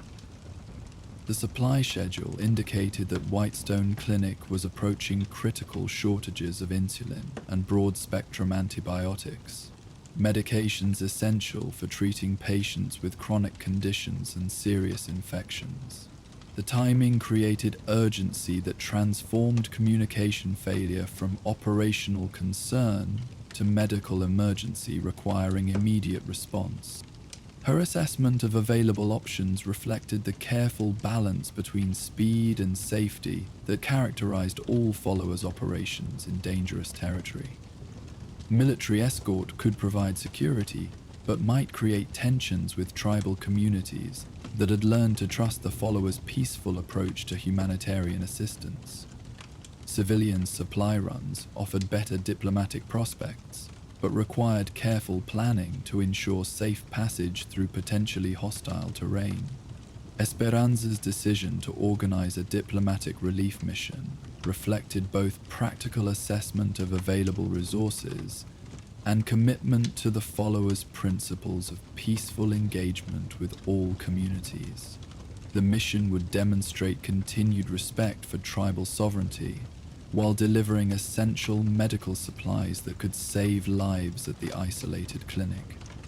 The preparation process required careful attention to both practical logistics and diplomatic considerations. Medical supplies were selected to address the clinic's specific needs, while providing additional resources that could be offered as goodwill gifts to tribal communities encountered during the journey. The selection process balanced medical urgency with cultural sensitivity about appropriate offerings to indigenous peoples. A team selection prioritized medical expertise and cultural competence over military capability, choosing personnel whose skills and temperament aligned with the mission's diplomatic objectives. 2 experienced medical technicians would provide clinical support if needed, while their peaceful demeanor would reinforce the humanitarian nature of the expedition. The pack Brahmin that would carry supplies had been chosen for reliability and gentleness, rather than speed or cargo capacity. The animal's calm temperament would project peaceful intentions while providing sufficient carrying capacity for essential medical supplies and diplomatic gifts, intended to facilitate safe passage through tribal territory. Maps and route planning occupied several hours of careful consideration, balancing the need for speed with the requirement to approach tribal communities through appropriate channels that respected territorial boundaries and cultural protocols. The planned route would add distance, but increase the probability of peaceful encounters with tribal representatives. As the morning progressed toward departure time, Esperanza completed final preparations while coordinating with other followers' personnel who would maintain communication support during the mission. Backup frequencies were established, emergency procedures were reviewed, and contingency plans were documented to ensure appropriate response to various scenarios that might develop during the journey. The loading process followed systematic protocols developed through years of supply operation experience. Medical supplies were organized by priority and packed in weather-subsistent containers that would protect precious medications from desert temperature extremes and potential moisture exposure. Each container was labeled and documented to facilitate rapid inventory and distribution upon arrival at the clinic. Diplomatic gifts required equal attention to both practical value and cultural appropriateness. Trade blankets, metal tools, and small quantities of preserved foods represented resources that tribal communities valued, while avoiding items that might be misinterpreted as attempts to create dependence or obligation. The medical technicians Rodriguez and Chen brought complementary expertise that would enhance the mission's value beyond simple supply delivery. Rodriguez's experience with trauma medicine could provide emergency treatment capabilities, while Chen's background in infectious disease management aligned with the antibiotics being delivered to address current patient needs at Whitestone Clinic.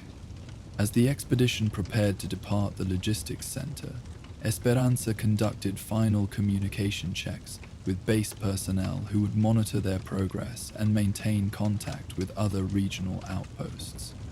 The communication protocols provided regular check-in schedules while allowing flexibility for the delayed communications that might result from diplomatic negotiations with tribal representatives. The journey began in the early afternoon, timing calculated to provide optimal travel conditions while allowing arrival at planned camping locations during daylight hours when approaching unfamiliar communities. The pace was deliberately moderate, projecting peaceful intentions while conserving energy for the multi-day journey through challenging terrain. The first day's travel took them through territory that had been surveyed and mapped by previous followers' expeditions, providing relatively detailed information about route conditions and potential hazards. The landscape combined harsh desert beauty with subtle signs of the nuclear devastation that had transformed the region, creating terrain that was both inspiring and sobering in its reminders of past catastrophe. As evening approached, the expedition established camp at a designated rest area that had been identified during previous supply missions. The location provided access to water from a reliable spring, while offering defensive advantages if security concerns arose during the night. Camp establishment followed protocols designed to minimize environmental impact while ensuring team safety and equipment security. The evening routine included equipment maintenance, meal preparation, and route planning for the following day's travel into tribal territory. Esperanza reviewed diplomatic protocols while the medical technicians checked supply containers and confirmed that precious medications had not been damaged by the day's travel conditions. Radio communication with the logistics center confirmed their progress and provided updates on conditions at other outposts throughout the region. The routine contact maintained connection with their support network while documenting their location for potential emergency response if problems developed during the mission. As night settled over their camp, the team maintained watch rotations that balanced security vigilance with the rest necessary for continued travel. The desert night provided a peaceful backdrop for reflection on the mission's importance and the challenges that lay ahead in tribal territory, where cultural sensitivity would be as important as logistical competence. The second day began before dawn, with the systematic preparation that characterized all followers' operations in challenging environments. Equipment was checked and secured, animals were tended and prepared for travel, and route conditions were assessed using both map information and direct observation of terrain and weather patterns. The transition into tribal territory required careful attention to boundary markers and traditional approach protocols that demonstrated respect for indigenous sovereignty. Esperanza's knowledge of tribal customs, gained through years of coordinating supply operations in the region, guided their approach to ensure appropriate diplomatic conduct from the moment they entered traditional lands. The landscape within tribal territory showed different characteristics than the areas they had traversed during the previous day. Evidence of traditional land management practices created subtle but meaningful differences in vegetation patterns and wildlife activity, reflecting the indigenous community's deep understanding of desert ecology and sustainable resource use.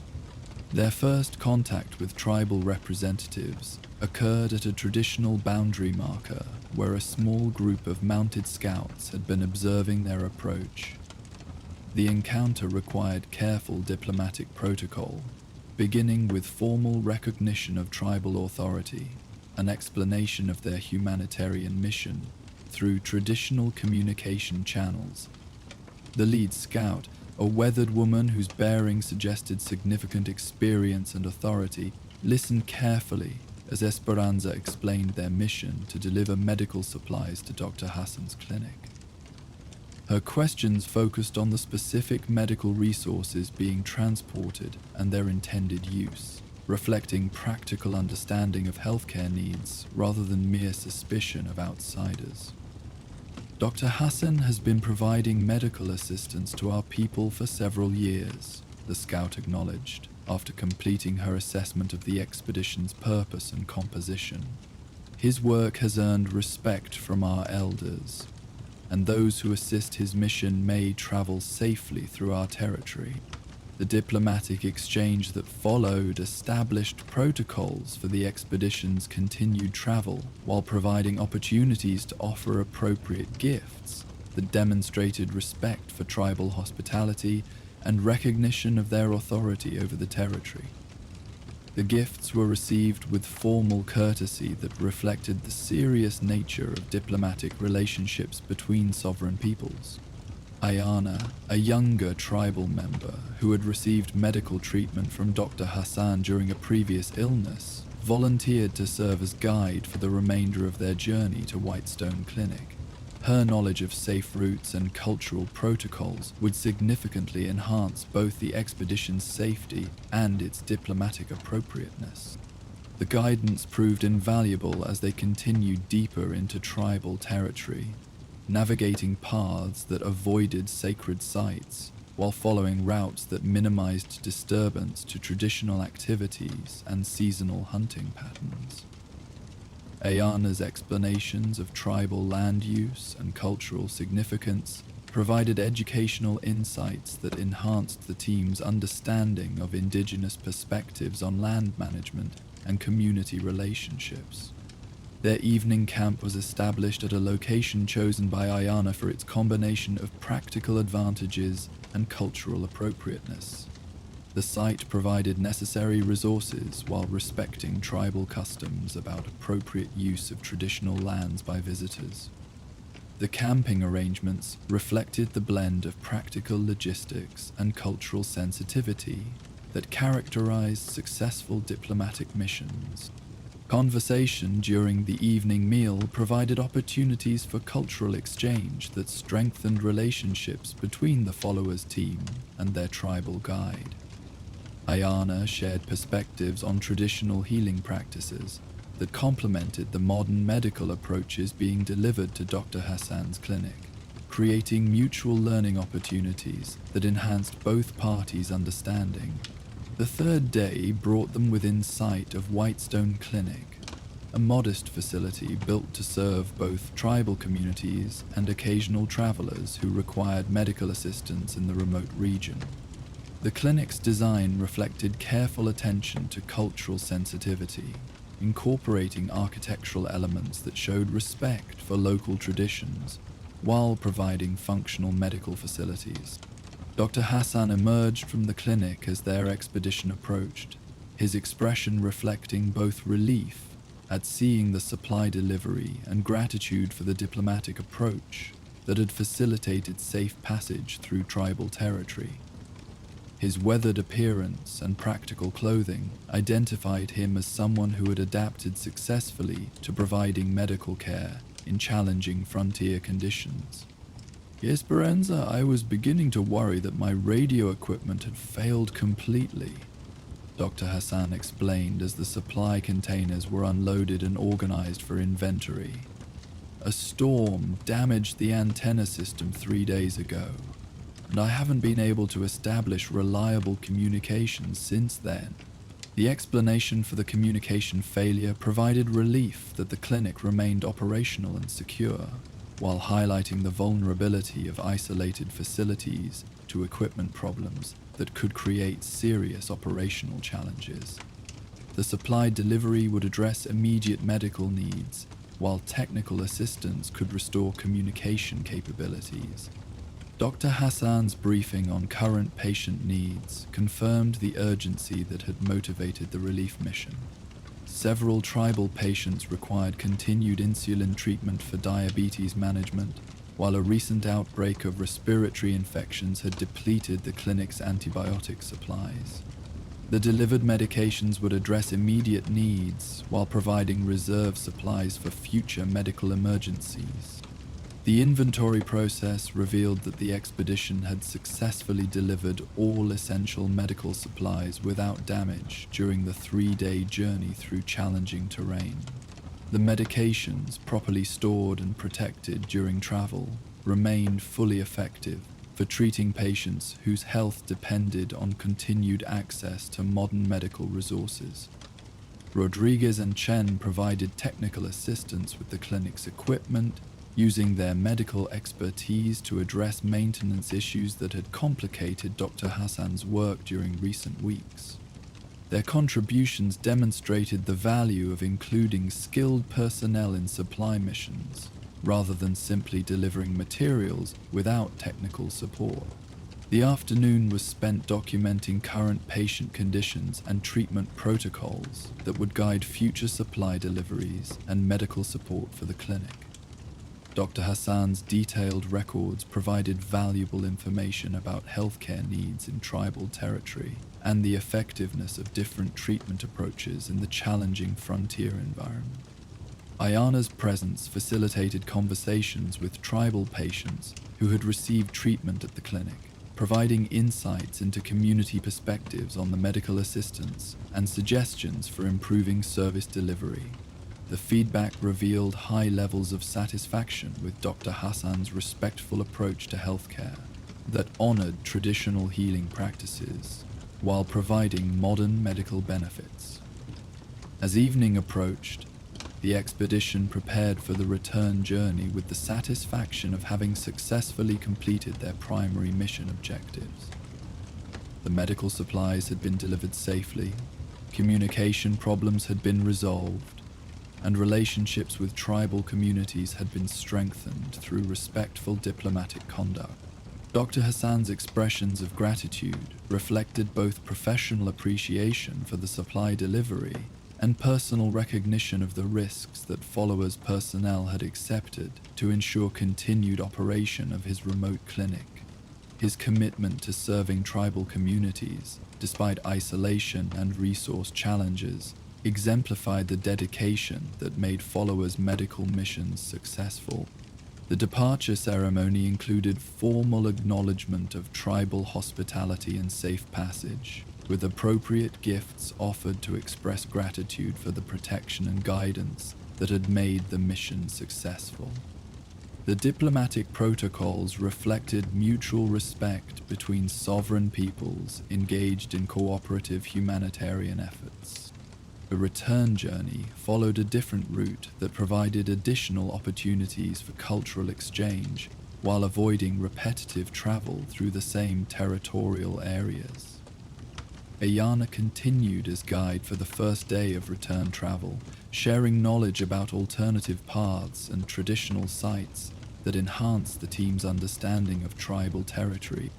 Their progress through tribal lands continued to demonstrate the positive relationships that the followers had developed through years of consistent humanitarian service.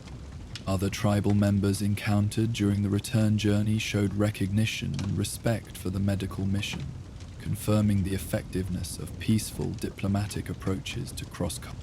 The transition back into surveyed territory marked the successful completion of the mission's most challenging diplomatic phase, though continued vigilance remained important for ensuring safe return to the logistics center. The experience had demonstrated once again that commitment to peaceful principles could navigate complex political situations while achieving humanitarian objectives.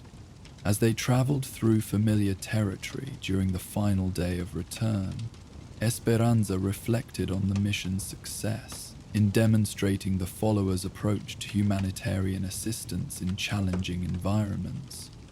The combination of practical logistics and diplomatic sensitivity had achieved all primary objectives, while strengthening relationships that would facilitate future medical support. The expedition's return to the logistics center was welcomed by personnel who had maintained communication support and coordination with other regional operations during their absence. The successful completion of the relief mission provided valuable experience that would guide future supply operations in tribal territory and other diplomatically sensitive areas. Esperanza's after-action report documented both practical lessons about logistics coordination and diplomatic insights that would benefit future missions requiring cross-cultural cooperation. The documentation would contribute to the institutional knowledge that made followers' operations increasingly effective in complex political environments. The medical supplies delivered to Whitestone Clinic would continue supporting Dr. Hassan's treatment of tribal patients for several months, while the restored communication capabilities would ensure continued coordination with the broader network of humanitarian assistance. The mission's success would be measured ultimately by improved health outcomes for the communities served by the remote clinic. Her evening routine at the logistics center resumed with the familiar satisfaction of successful mission completion, enhanced by knowledge that peaceful principles and respectful diplomacy had achieved results that military approaches might not have accomplished. The work continued the long-term project of building trust relationships that facilitated humanitarian assistance across cultural and political boundaries. The communication equipment crackled with routine traffic from outposts throughout the region, including Dr. Hassan's first successful transmission since the antenna repairs had restored Whitestone Clinic's communication capabilities. His report confirmed that patient treatment was proceeding normally with the delivered supplies, validating the mission's success in addressing urgent medical needs. Radio contact with tribal representatives confirmed their continued cooperation with followers' medical missions and their appreciation for the respectful approach that had characterized the supply delivery. The diplomatic success would facilitate future humanitarian operations while demonstrating the effectiveness of peaceful engagement with indigenous communities. As night settled over the logistics center, Esperanza completed mission documentation while planning future supply operations that would build on the successful diplomatic precedents established during the tribal territory mission. Each successful operation created foundation for expanded humanitarian assistance that could reach more isolated communities. The maps and communication logs that surrounded her workspace represented the complex network of relationships and resource flows that sustained medical assistance across the wasteland. Each successful mission strengthened the network while demonstrating that peaceful humanitarian principles could navigate even the most challenging political and geographical obstacles. Her personal reflection on the mission's success included appreciation for the tribal communities that had provided safe passage and cooperation, the medical technicians whose expertise had enhanced the mission's value, and Dr. Hassan's dedication to serving isolated communities despite significant personal risks and professional challenges. The evening communication schedule included reports from other supply missions operating throughout the region, creating a comprehensive picture of humanitarian assistance that reached far beyond any single facility or community. The coordinated effort represented the followers' commitment to providing medical care to anyone who needed it, regardless of their location or political circumstances. Stars emerged in the desert sky as the logistics center settled into its nighttime routine of monitoring communications and coordinating resources for the following day's operations. The work continued with the patient dedication that characterized humanitarian assistance in the post-apocalyptic world, where every successful mission represented victory over the forces of chaos and despair. The success of the tribal territory mission would be remembered not just for its immediate accomplishment, but for its demonstration that peaceful principles and respectful diplomacy could achieve humanitarian objectives that might be impossible through other approaches. The lesson would guide future operations while inspiring continued commitment to the followers' mission of healing in a broken world. Tomorrow would bring new supply requirements, new communication schedules, and new opportunities to demonstrate that knowledge, compassion, and respectful cooperation could overcome the challenges that threatened human welfare in the wasteland. The work continued with quiet confidence that each successful mission brought the world closer to genuine recovery and renewal.